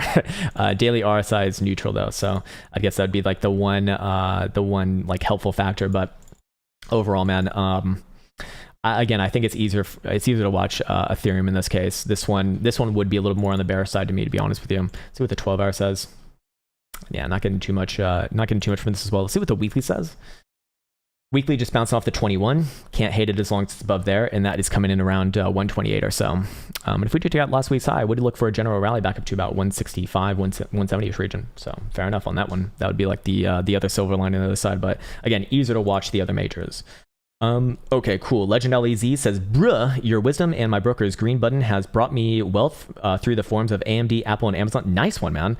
Does your wisdom... I don't have any wisdom, sir. I'm just a fucking moron on the internet, sir. I know a few things and not much more, honestly. It's actually a really sad thing with life. I've kind of been reflecting on recently. Like in a full lifetime, you can't even really do all that much. Like you can maybe like master 3 things. You can maybe like, because it takes you like 5 to 10 years to fucking master it. So you basically have like fucking 3 to 4 things if you're lucky. Kind of sad, man. Oh well, whatever. You just need to start when you're 1 year old. Well, I'm trying to master how to like talk and walk at 1 year old. So that's like first thing. Okay. What do you say about the green button on Apple Weekly? Okay, let's see. Yeah, man, you've been having some pretty fucking nice trades recently, man. Congratulations to you. I have to live vicariously through you on these ones because I do not trade traditional markets myself anymore.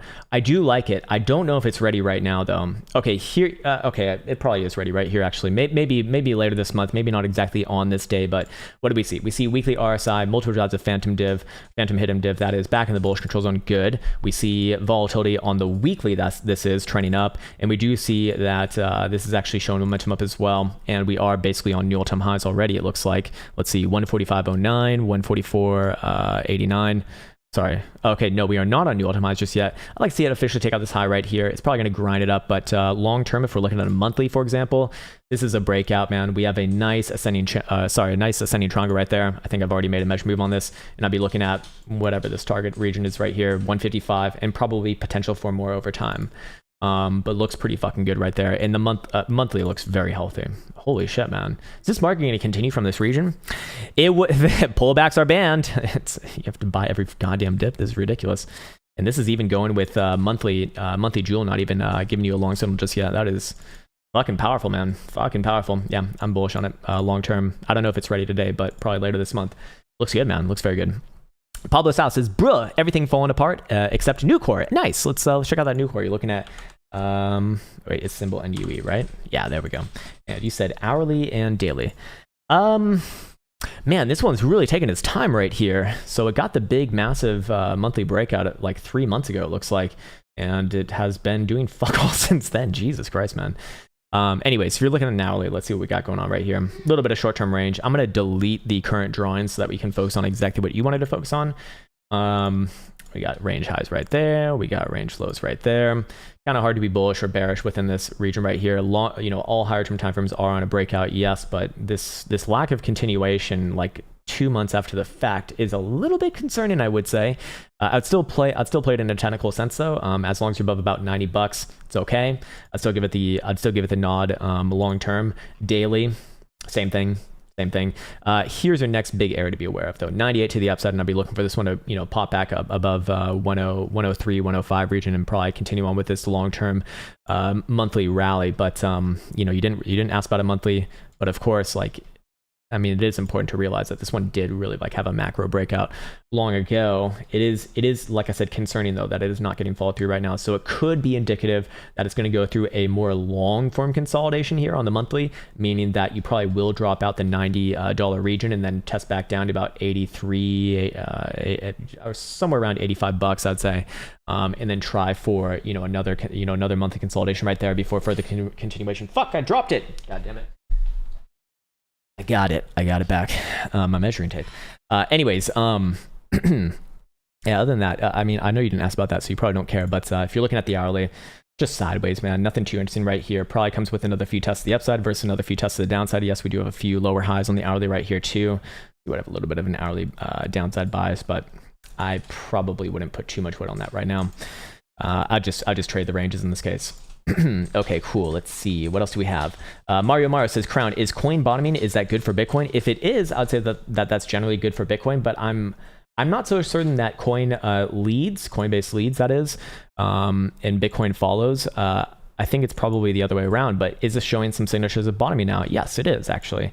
Momentum also is going to be pretty much useless on the daily, but it does look like we are trying for a bit of a higher low right there. Let's see what it looks like on an hourly. Yeah, it looks okay on an hourly. I'd be looking for another test back up to 250 probably today. See what the weekly looks like. Again, probably not going to be too helpful, but yeah, we are starting to see some signatures at least of a local low. Keep in mind though, it's not like reversing into an uptrend like this week or next week or anytime soon. Still needs to get back above about 305 or just 300, we'll say. It's trading pretty much right around its reference price, funnily enough, which does kind of make sense. So do I think that it is putting in a low here? Yes, it is putting in a local low, but how would you confirm that for the next sort of nice actual move up? Anywhere above 250, let's just call it 253, 255, we'll call it on a daily, and I'd be looking for a move up to about 280 and short-term stop there with likely continuation about 300. That's at the point where I start to look at this as, okay, maybe we actually do have a macro, macro low in place. But for right now, not really a macro low when you only have a couple months of history. And for the couple months history that you do have, it ain't too good, to be fair. But short term up, yeah, I do like it short term. It does look like a little bit of short term accumulation right there. Okay, cool. Nibbo says check doggy on the 4-hour daily and weekly. Major investor pulled out yesterday and moved to a new shitcoin. Did you say doggy BTC or no? You just said doggy. Okay, let's see. Where's my good old dog? No. Fuck.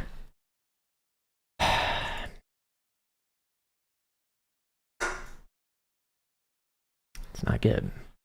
4-hour, 1 daily and weekly. Let's see. Well, it certainly looks like someone big pulled out. It doesn't look good, man. I mean, this like not to use a confusing term here, but this is what is called rolling over.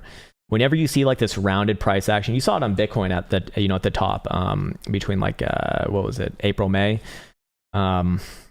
You're seeing the same thing right here on Dogecoin. It's usually the rolling hill. I call it the rolling hills of distribution, and well, you can probably guess what happens next. Looks bad, man. Weekly's atrocious here. Look, if it closes back above the 21 at the end of this week, which is like just below 24 cents, yeah, probably gets to remain in this range a little bit longer. But this one is certainly not operating on its own, and this would be a good one to bring up in our prior conversation. So who was it? Was it Mario? I forget who it was, but someone asked, should I short BNB if Bitcoin breaks down? No, you should short something like Dogecoin in this case, actually, because it's already weaker. It's already much weaker. So you want to short something that's already weaker than Bitcoin's because it's going to drop more. And next sort of stop would be around 13 cents or so. Oh, are we coming back down below 10 cents, sirs and sirs? Can I play the song? I actually can play the song because I do have a new version of it. I don't know. Do you guys really want to hear it? Oh no, it's gonna get this video banned though. I need to save it for the right time actually. Yeah, looks pretty damn bad here, man. The only way that this one kind of digs itself out is if Ethereum and Bitcoin get some sort of a BART movement up here. This one looks extremely bad on its own. Maybe another bounce short term at like 18, 19 cents or so. Not so hot, man. Not so hot. Speaking of, Bitcoin actually coughing up a little bit of that short term bounce as well. Come on, Bitcoin, pull on through. Give the bullets a little bit of short term hope, sir. Crypto Signal says, hey, Krown, can you check out SNX on the daily long term outlook? Sure. Let's see. Okay, let's see. SNX. I think we looked at this one earlier, and it was actually kind of cool, or kind of good. Yeah, and it is. Okay, very interesting right here. I would not be bearish on this one as long as it's above about $9.5, and it's very interesting to see that something is doing something completely different than the rest of the market. Continuation obvious above 6th of July highs. I'd say even a closure above about 11.25 would do it for me, and I'll be looking at the next sort of technical target somewhere around about 14.5, $15. Very, very interesting, just because this one is not. It's having a lot better of a buyback than most things in this market. Weekly still kind of nasty here, yes, but short term, or more short term on a daily, I actually do kind of like this for what it's worth right now. Let's look at the 12-hour. 12-hour looks good to me. 12-hour looks good. I'd actually be looking for this one to probably pop back up to like just under $12 or so. Then maybe try for continuation next week. But again, what do you expect for something like this if, say, Bitcoin and Ethereum break down? It's probably going to break down too, but maybe not as much. But if they can just hold sideways, this thing actually looks like one of the better winners short term. Shorty Shrew says, how many nights do I whack off alone before completion? You should always whack off before bed, in the morning, and before lunch. That's 3 times a day, and that'll keep you nice and focused on the task at hand, sir. And before church as well, because God does not want to see your pee-pee. Anyways, Sam Frangdossi says, counter trading Hodu is my new moon phases. Is that the guy who people have been posting in the Discord at the South Korean, I think? He's South Korean, I think. I actually tuned into his thing yesterday because someone posted it, and Elsa got mad. the South Korean guy that we were watching yesterday, remember that one? It was yeah, I don't know what his deal is because I can't understand anything that he says because I don't speak South Korean. She doesn't enjoy other people's misery. I don't know if that's misery or not. Like, he obviously has some sort of a plan because he has like 300,000 subscribers on YouTube, and he's obviously making some money, so it's probably not like that bad for him. It might just be like a marketing thing. Who knows if it's even real money to begin with? We don't know. Like that South Korean yuan, or no, it's the South Korean won. Yeah, the South Korean won. That's it. James Nayland says, Krown, I just tuned in from the road and have one burning, highly compelling question for your consideration. Sir, when moon for Bitcoin? Hi, Elsa. Well, we can actually look at the moon chart if that's what you're looking at. We actually probably do have a new moon coming up relatively soon. I'm curious to see what this one, what this is like. It's been hilariously accurate in the past, which it's like, how do you fucking explain that? You don't. Oh no, we're getting a new moon soon, and it's the bear moon actually. That's actually pretty fucking hilarious, man. Holy shit. So we actually are going to get a new moon soon, and you know, it's going to be the blue moon, which is the bear moon. How do these moons work? I don't fucking know. But yeah. Not fucking, I guess that wouldn't be good if you're looking at this. If you're looking at just for this history, it's actually pretty fucking on point as far as its hit rate. If you pull it out a little bit more, it starts to lose its luster quite a fair bit, but still, I mean, for this segment right here, it's hilariously accurate. Take that as you will. Take that as you will. King Cosmic says, hi, SPY please, 1 hour and daily. Sure. Thanks, man. No problem. No problem, sir. Let's see if I can pull it up right here. I'm going to look at SPY futures. Okay, maybe let's look at this chart over here instead. Where's my SPYs? Okay, 41.15. Short term, I extremely short term, 43.20. I think you asked about an hourly. Yeah, that'll be my hourly. Any sort of a closure above 43.20, and I'd extend targets to about 35 to 43.40-ish region. That's just short term. Daily. No opinion on the daily. I don't have an opinion on the daily just yet. We already played that out, that small strike of bearish divergence right there. I don't have any opinion on the daily. It's the weekly that I'd be watching right now. If the weekly closes like this, below 43 or anywhere around 43, I'd say that would look pretty nasty. But I don't have any analysis on the daily that I think is relevant. Actually, the hourly is significantly easier to read. And hey, on the hourly other side, if you take out this 4,300 low right here, I mean, that's obviously going to lead into the weekly as well, but that'd be pretty damn nasty. But for right now, I'm looking for a little bit of continuation here short term, and we do have a higher low in place, which is okay. Okay, all right. Blake Womack says, try BLX okay, we can do that, but what we should actually do is use it versus the total. In fact, what was this ticker again? Oh no, it was index. That's right, it was index. Okay, so I'm gonna do index versus WN. You want to look at 2? Let's see, 2NS. Okay. All right, let's see. And we need to go to this. Okay, so this is the total. It's the same thing as BLX, but a little bit. What the fuck? Hey, what the fuck? Oh, this can't be right. This can't be right. Yeah, it's not the right thing. All right, I'll look at BLX and BLX WNS. There we go. Okay, so you're saying, did we test it from the 2017, 2018 high? Yeah, actually would. Actually, we did. Yes. Fair enough. I mean, you already kind of tested it over here though, so I don't know if that's a signal of strength that we've come down and tested this so many times now. Let's see. Has this worked out in the past is the real question. Let's look at this. Okay. Did we retest this high? Yeah, we certainly did. We actually even broke below it for a little bit of a week right there. A couple weeks actually. Did we retest this high? Yes, indeed we did. Boom and boom. Did we retest this high? Boom and no. Well, did get the breakout right here. Did come back down, but that was like right after the fact. I don't know how much that counts. I don't know how much that honestly matters, because I mean, you would if you were playing the retest, you already kind of got that right here. Actually, that was in January. Testing it multiple times in a short amount of time is like usually not a big sign of strength in my experience, but fair enough, man. Let's see. No, we got okay. Yes, we already got King Cosmic. Let's see. Bye. What's going on right there, man? Do we have more trolls in the chatties going on once again? Oh man, you gotta love the trolls in the chat. It's like, sir, just fucking wank off. Just fucking wank off. Release it all.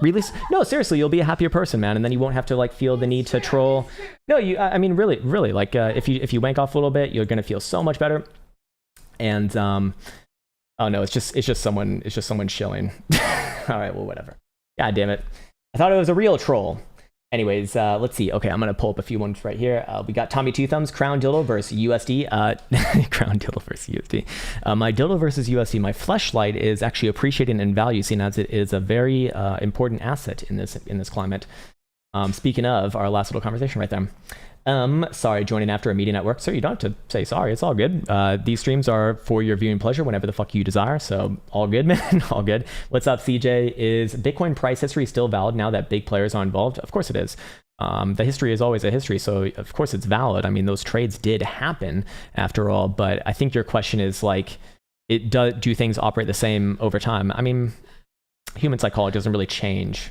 It doesn't really change, to be honest with you, or at least from what I understand. I mean, it's been more or less the same ever since we became like anatomically modern Homo sapiens, right? So that goes back like hundreds of thousands of years from what I understand. So good luck getting rid of that conditioning. I don't think that it can be done. A troll in the dungeon. Yes, indeed. Would love to see when Elsa Fleshlight release? Oh, that's a good question. What we got going on right here? Oh dear lord. Okay, let's see. What's that? NIO. Okay, yeah, NIO. We can look at that. Neo. Yeah, this one used to be really popular from way back when. There we go. Okay, let's check it out. And bouncy. I'd probably be looking for this one to bounce back up to about 47.5, but I don't know. Do I think it's all said and done right there? Yeah, long term it's fine, man. Does it come down to about $36 and play another try for another higher low around there? Probably yes over time, but I do generally like it. It's just the question is how long is this going to take? Monthly actually looks a little bit more mature here in this consolidation, but not enough history for me to really feel confident with that one just yet. Okay, I missed the live streams, missed Twitch streams. Actually, I'll be back on Twitch today, assuming that... Actually, let me check my email. Do I have the email just yet? Ah, motherfucker, I can't spell it. There we go. Okay. I probably will be back on today. No, I don't have it yet. Fuck. Oh, well, whatever. Hopefully be back on today. If not, definitely this weekend, actually. Definitely this weekend. Okay, when do strip clubs open back up again? That's a really good question, actually. I do not know, sir. Okay, Bots for the Win 35 says, hi, you've been mentioning about a bull trap in the mid $40,000 territory. Isn't 4133 high on 15th of June already the bull trap that was front ran? You could say that. I mean, that's basically gonna be it in hindsight analysis. Assuming that Bitcoin breaks down from where we're at right now. Yeah, you definitely say that. So, did it get front ran? Yeah, you could say that. Fair enough. So then people are going to be pretty fucking mad at me, but oh well, man, that's trading at the end of the day. That's fucking trading, man. Aaron Depp says, amazing call on Harmony 1 a couple nights ago. Thoughts on it now? Let's check it out. Let's see. Low 1 USD. Let's see. Okay, so what time frame did you want to look at? You didn't give a time frame. Oh well. Okay, let's go down to a daily, see what this one's doing right here. Again, another altcoin that's actually acting a lot better than most of our majors right now, which is very interesting here. Very fucking interesting. I would have a general... Look, here's the problem with altcoin analysis right now. Whatever Bitcoin and Ethereum do, they're probably going to mirror. And if they do shit the bed, this thing's going to shit the bed too and come back down to the lows. With that said, this one's actually acting, pretty decently. Jewel is still upwardsly sloped, good. Volatility expanding. Daily RSI is sideways constructive, but generally bullish. Let's see what the lower time frames look like.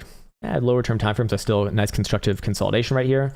I'd look at it in some metric like this. As long as it's above about 7.5 cent, 7.6, 7.5 cent region, I'd give it the benefit of the doubt. Again, gonna really matter what Bitcoin and Ethereum do, but this one looks like it does want to have continuation if the market just doesn't fucking fall apart in between. Next technical target would be somewhere right around here at about 11.5 cent or so, but that's probably going to take some time. And again, it would really imply that Ethereum and Bitcoin take out those short-term levels to the upside, which we are currently healthily below, in fact. So not the hottest right there. So I'd actually have to say that, if this one was on its own, it'd be rather easy, but the problem is it's not. You do have an easy continuation point above basically yesterday's high, actually. It's 8.5 cent or so. And I'll be targeting to move back up to the prior high of this. That's probably the easiest trade right there. To the downside, I want to see a closure below. And then, yes, I would be looking for basically a return. So... Hard one kind of right now. I don't think it's the easiest one for me. So I do want to be honest about that. Okay, let's see. We got Jandel. Mr. Rubio says, can you check out Hex? Yeah, a lot of Hex lovers in this chat, looks like. Let's see. Is it still one of the better charts? Yeah, still trading sideways in a constructive manner. I don't think it's ready to break out today. and could very easily come back down and backfill last week open at 7.5 cent. It's kind of the same thing as what I said, I think, a couple days ago. I still like the chart actually, but the question is, does it come back down, put in another higher low, somewhere around 7.5 cent? I think very possibly. Long term, I still like it. You can either use the high of the 4th of July, or the closing high at 8.7 cent to look for the next sort of trendy move to the upside. And I'll be looking at 10.5 cent region. Bullish as long as it holds above basically 7.5 cent. I don't really have anything bad to say right there. Weekly, yeah, we already looked at that. Monthly, fine. I don't have anything bad to say about that. Generally good, but I'd probably be looking for constructive sideways action and then maybe a resolution like in the next couple of weeks towards the end of the month. Okay, let's see. Stevie K says, Luna, 4-hour daily, please. If you already checked it, cake, please, sir. Okay, we have not checked Luna. And this one was another one of the better acting ones. From what I remember when we last looked at it. Let's see if it still is. Yeah, definitely. Wow, powerful. Again, another chart that just does not have the same signatures as the others. Hey, and this is what accumulation does look like right here. Look, if we saw something like this on Bitcoin, this would be very, very fucking obvious. This looks good. Again, I have to say the same thing as I do on most altcoins. If Ethereum and Bitcoin shit the bed, this one will as well. But I like it as long as it's above 660. I actually really like it as long as it's above 660. And next breakout area is just above this 760-ish region right here, which you're kind of grinding up on. Did get rejected on the second pass, which is completely fine. I do think next move short term is down, probably back down below $7. But is this one gonna try for a move up more long term towards 8.5 on that next break? Yes, if it can get that, but again, that's going to imply that Bitcoin or Ethereum took a leg up. So again, easier to watch them, because if they do falter, this one will very likely as well, and probably come back down into the prior range, like around $6 or maybe $5.5, and that's going to look pretty nasty. But for right now, I give it, I think it's one of the better actors. This one would be a good one to be in, assuming that Bitcoin and Ethereum act well here. Again, next breakout point right above here. You can either use the high or basically the last closing price, or sorry, last closing high, which is like $7.5. Fine. Hey, what's up, Sig ED? Oh, we got the drinking game. Holy shit, man, we're gonna fucking kill people with that thing, man. You gotta be careful, sir. Yay, cryptotainment, nice, man. Holy fucking moly, man. Tommy Two Thumb says, before I go to bed, I took 30 days unpaid off work because of the gain. Oh, holy shit, nice one, man. Nice. Okay, so you're having a very good time during these last couple of months. It sounds like that's awesome, man. Look, if you can not just survive but also make money during the last couple of months, like, it's not easy to do in this market. It's very respectable if you can do that. Very fucking respectable. Very fucking respectable. Hey, what's up, Crypto Yellow Vest? There he is, mon ami. Virgin Galactic Holding. What is the? I don't know the ticker. Virgin. There we go. It's this one right here. SPCE. Good. Very good. Short term, I'll be looking for a retest of the prior highs. 56.25. Weekly, looks like continuation. I mean, this is a powerful chart right here. I like it, man. I like it, sir. I like it. Monthly is bullish. I'm long-term bullish, looking for new all-time highs probably for the next couple months. Might even just continue from here. This one looks very good. Very fucking good. Daily, at the very least, test back up around the prior high. And does it have the juice to break out? I think it actually could. Daily RSI telling the story. Hidden bullish divergence back in the bullish control zone. Good. Fine. I do like it. Let's not talk about facts. I don't like those facts bullshit. Krown fractured compare weekly now with 14,000 top. November 2019 bouncing off 55, then bull trap. Yeah, I mean, I've spoken about them about that a million times. That was kind of my view on Bitcoin likely testing up somewhere around. Whoops, we're on the wrong chart right there. I don't look at fucking descending wedges. That was kind of giving my bias towards a bounce towards mid $40,000 territory first. You're talking about this area right here, basically. Yeah, it was kind of it's been kind of giving me a bias towards a bounce of mid $40,000 first before potential continuation of the downside. I still think it's very possible, man. As long as Bitcoin's above $32,000 on a weekly, that is that is still very much within the realm of possibilities here. I mean, we got the exact same setup. Bounce off the 55, red tensor will cross to the downside of the 21, and guess where that is? Mid to low $40,000 territory. There's several other things that line up with that as well. I mean, you even see the same thing over here. Bounce off the 55, boom, same cross, and rejection down. You see the same thing way back on over here too. Bitcoin bounce off the 55, boom, up above the cross, crosses, and down. Same thing. And there's several other points of influence as well with the bi-weekly MACD and a bunch of percentage gainers and several other indicators as well. But those are pretty easy to see. So yeah, it's definitely there. It's definitely there. But I don't really trust fractals too much, as you know. But when they're based off of indicators, you actually do have something to kind of measure it against. So I don't know. Do we get like some sort of the only way that I can kind of see that from right now is just some sort of massive BART formation. You know, maybe get a quick move down to 31.5 and then BART it back up. I mean, possible, I suppose, but now we're getting into like crystal ball bullshit rather than like helpful bullshit, I think. CryptoFo says TSX as a ticker, or are you talking about the exchange? Let's see. This thing? Okay, we can try. Weird. Down. I mean, very toppy. Multiple drives of bearish divergence right there. Probably does have a short-term upside move, maybe back up to like 2170, 2200-ish region, but this one looks very toppy to me. Very, very, very, very low volatility, while all momentum oscillators are suggesting some downside weight. You know, I would be looking for a bounce somewhere around 19.9, but long term, if this one wants to come down to 19.4, 19.5 region, it very easily can. So this one looks quite toppy to me. Let's see. Krown, it's called leverage. I mean, yeah, it is kind of based off of like people being over leveraged, of course. But you know, if you look at the actual leverage, the leverage levels over here, the open interest, basically, we really don't have like a whole hell of a lot. You know, compared to like where we were above 50,000 and 60,000 bucks, it is kind of nothing. We're back down to to the prior levels when we were previously in this range. I need to take a sip of this water, man. My voice is starting to fail me.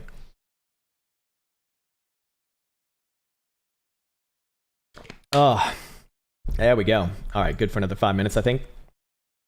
Let's see. All good, Mr. DJ. Appreciate that, man. I very much appreciate that. Vince says, Krown, don't look now, but there is a feline about to attack you. What the fuck? Oh, I see what you did there. Are you talking about my plants? Let's see. Let's see. Asana, please. Okay, let's see what this is. I'm not familiar with this one. Asana?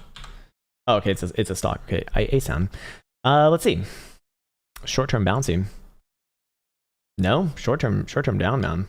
Short-term, I'd be looking for it to come back down just below 65 bucks, somewhere around 64.5 to 64.80ish region. It is still just one massive long-term upturn, but goddamn, that does look like a top. If it closes like that today, that would look pretty nasty, pretty not good. All right, cool. Let's see. What else do we have here? I got a chart for the cavers. FDGE. Okay, FDGE. Let's see what this one is. Farmer's Edge. All right, sounds interesting, and actually is putting in a constructive base right here. To be fair, probably does rally up to like 1350 to 1315 to 1320ish region. Okay, it's okay, sir. What's up, nice kitty? There he is, or there she is. Did we do link, sirs? We did do link. It's definitely relatively weak right now. Look, if Bitcoin and Ethereum kind of take a nice move to the upside, it'll follow, but it won't follow as much. And if it takes a move to the downside, it's probably gonna get absolutely fucking schlacked. Hey, hope you're well as well, Mr. Cornish Trader. It's been a long time, man. Hope everything's good to go over there in the UK, sir. Magic, please. Is Dr. Kim? Is this a ticker that I should be aware of? Is it okay? It's not a crypto, so that's interesting. Here we go. All right, we got a real stock on Nasdaq. Weird chart, very weird chart. Doesn't trade all that much, but it is for what it's worth here. It is within a nice range. Probably next move is to the downside, but long term, I kind of do like this actually. But I'd probably be looking for this one to come back down somewhere around like 15 and 3/4, maybe even $15 base. Long term though, actually, if I look at the weekly, this one looks like it maybe want to bust out like this today or next week. Actually very good on the weekly. I'd probably just stick with the weekly on this one. It's not too obvious just because like it is sloppy on the short-term time frames. Weekly and monthly are both obviously painfully bullish, I would say. Breakout above the prior high of this consolidation, I'll be looking for a move somewhere around like 20.5 to 21 bucks. And maybe continuation off of that as well. Let's see. Hey, what's up, Mr. Abraham? All good, man. What's your comment, sir? I'm just at the bottom of the comments right now, so you be the one to let me know. Is Pirate Chain a real thing? Is that a real thing? I don't know. Let's go back to the hourly over here. Okay. Lasers and smoke. Maybe when we get a new place, we could actually do something like that. That'd be pretty cool. Probably set off all the fire alarms too, but we'll just take them down. No problem. Hey, you too, Mr. XT. Okay, Galactic Traveler says, please add, oh no, 1 USD daily. We've actually already looked at 1 USD. I didn't really have a strong opinion on it. It was definitely looking stronger from what I remember, but the problem is that, again, if Bitcoin and Ethereum break down here, everything's going to come with it. So assuming that they can hold sideways, I actually would like this one back around like what is this? Almost 9 cents, maybe just under 9 cents. I do like this chart up, especially more than most other altcoin charts. Anywhere above yesterday's high, and I look for general continuation towards 10, 11 cents or so. Definitely one of the stronger alts. But again, need Bitcoin to pull through here, man. Bitcoin is currently doing the dance of death below $33,000, but still a long time to go here. When new house tour? Well, we're actually going to buy hopefully we're going to buy a new house. I don't want to jinx anything right now, but it's not wise to talk about things before they're finalized. But once things are finalized, I can start to talk a little bit more about it.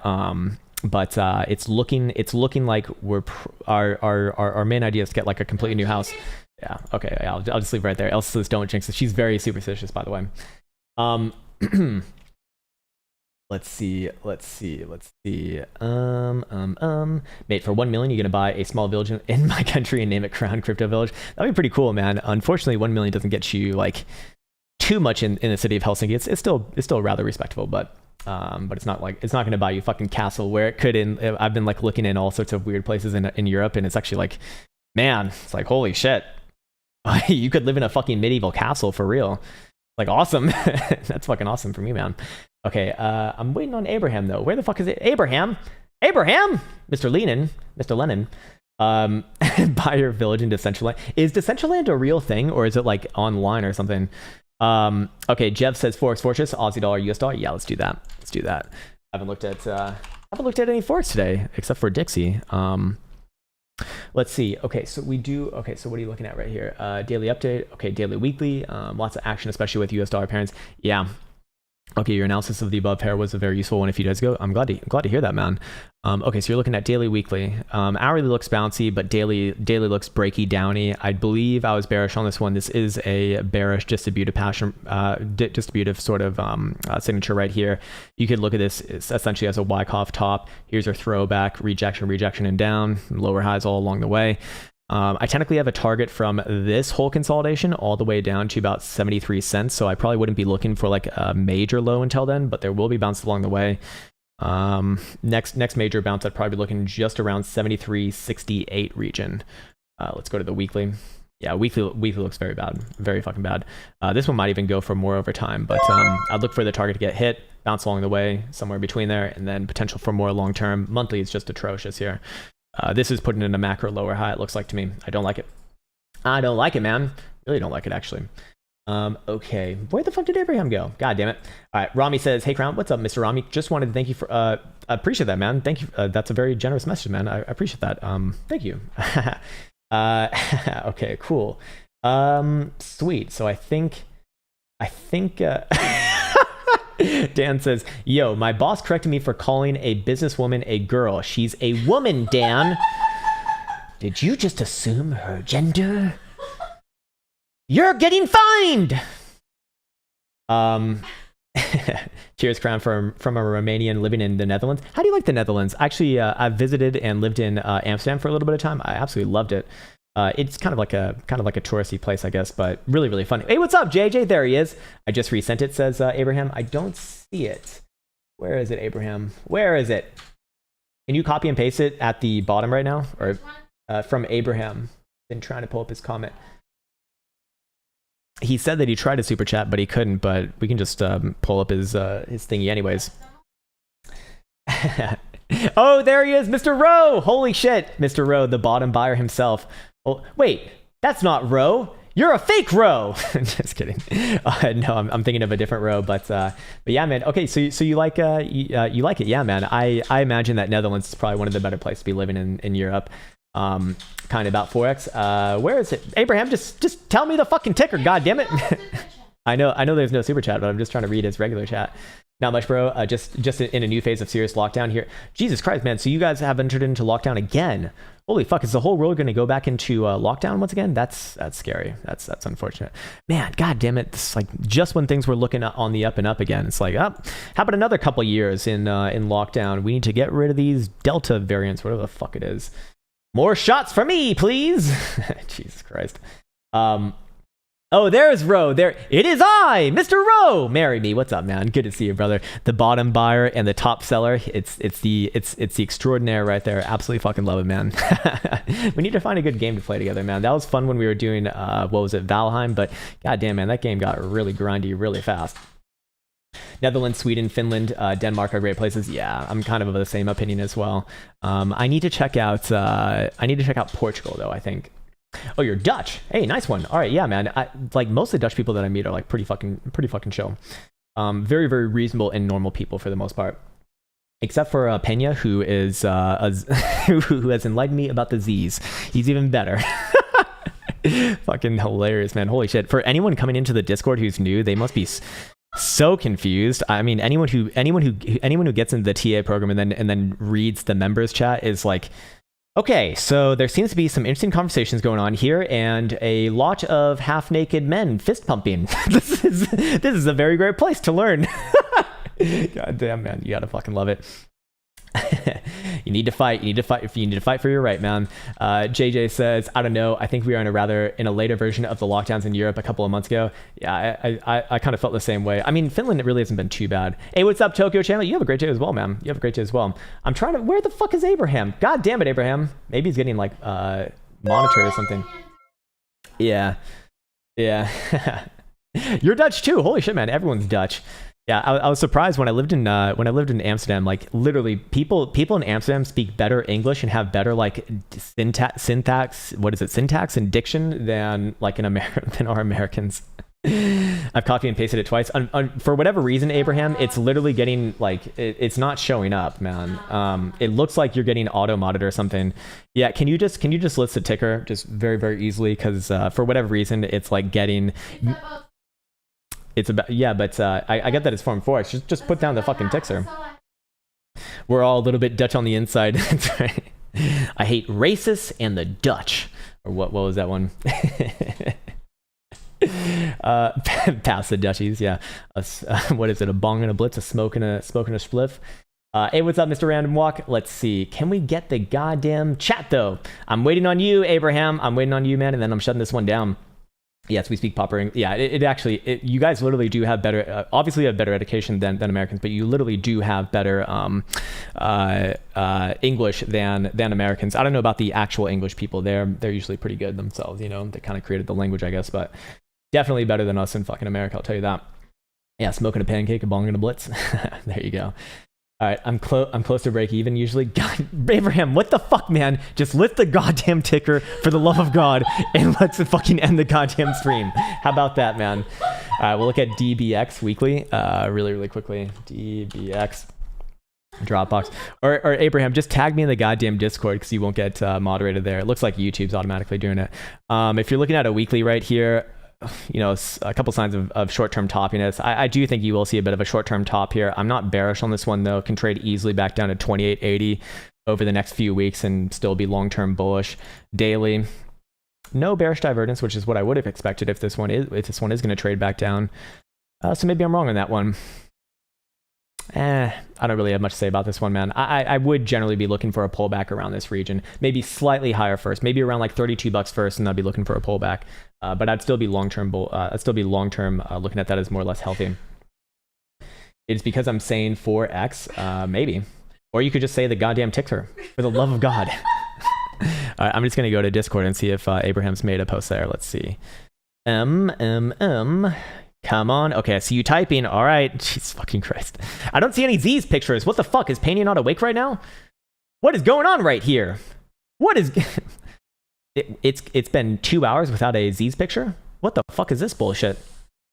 What the fuck is this bullshit? All right, here we go. Abraham says, What do you recommend I focus on in the program to successfully trade Forex as far as indicators and techniques you trade? I'm close to break even, usually tagging you because YouTube is fucked. Yeah. Okay, so I got you right there. So basically the question is, what are more applicable strategies to Forex in comparison to other major markets? I would say in Forex, you're going to be a lot better off trading ranges rather than trend trading in my experience. And you can make a lot of use of the short-term time frame. So in Bitcoin land, I really don't like trading below a 4-hour. I'll do an hourly if I'm scalping sometimes and things are, especially slow, when they're especially fast, like after a big, big volatile move, you can trade the hourly actually rather effectively. But in Forex land, you can trade down to like a 5-minute, with general good results. In Forex, my strategies are incredibly fucking simple. And if you want to reference something in the program, I would reference the liquid zone scalping strategies. I speak about one on the 12-hour there, and I fill it out in the trade checklist format as well. You can just apply that to like an hourly or a 15-minute if you really want in Forex, and it's pretty fucking solid there. If you want something a little more simple, if you want something a little bit more than that, I do like trading divergences in Forex for whatever it's worth. But honestly, just trading ranges in Forex and being, just kind of like, being relatively quick with it, not looking for like the fucking money shot, is where I'd want to be. So it sounds like you are starting to be consistent. If you're consistent in Bitcoin, you're probably going to be a lot better in Forex. And to be honest with you, I think Bitcoin's a lot harder to trade than Forex. I think it's a better way to learn. And it's just better. I mean, you don't need to make this game any fucking harder than it already is. So why do that? So it sounds like you're already having success in being consistent in Bitcoin. It sounds like you're going to be probably even better in Forex. So generally speaking, you can use lower term timeframes, and I like to trade ranges there. And that's going to be the easiest way. Okay, cool. All right. Yeah, no, it's on Discord. I already got it. So yeah, with the fucking program, Jesus. Elsa's lagging. Anyways, all right, it's all good. Anyways, Bitcoin, we'll wrap this one up incredibly fast here. Bitcoin still kind of caught within its short-term range here. If you are looking at the short-term time frames, you got 350 to the downside on a closure on just a wick higher than our last hourly high, which was 350-ish region or so. Sorry, it's even lower than there, 329 or so. I would be looking for a general move back up to just around $34,000 or so. And that actually kind of salvaged the bulls before the 5-day closure today. So I would harken back to the earlier analysis for the full-on interpretation of that and how that kind of plays into the medium and higher term timeframes. But for right now, short-term timeframes are pretty damn stock standard. Looking at Ethereum, a little bit of an easier chart right here. We do have hidden bearish divergence on the last high. I would say that we have seen a decent move play out from that already, about a $30 move right there. Any sort of an hourly closure back above 2140-ish region, I'd be looking for another retest of about 2170.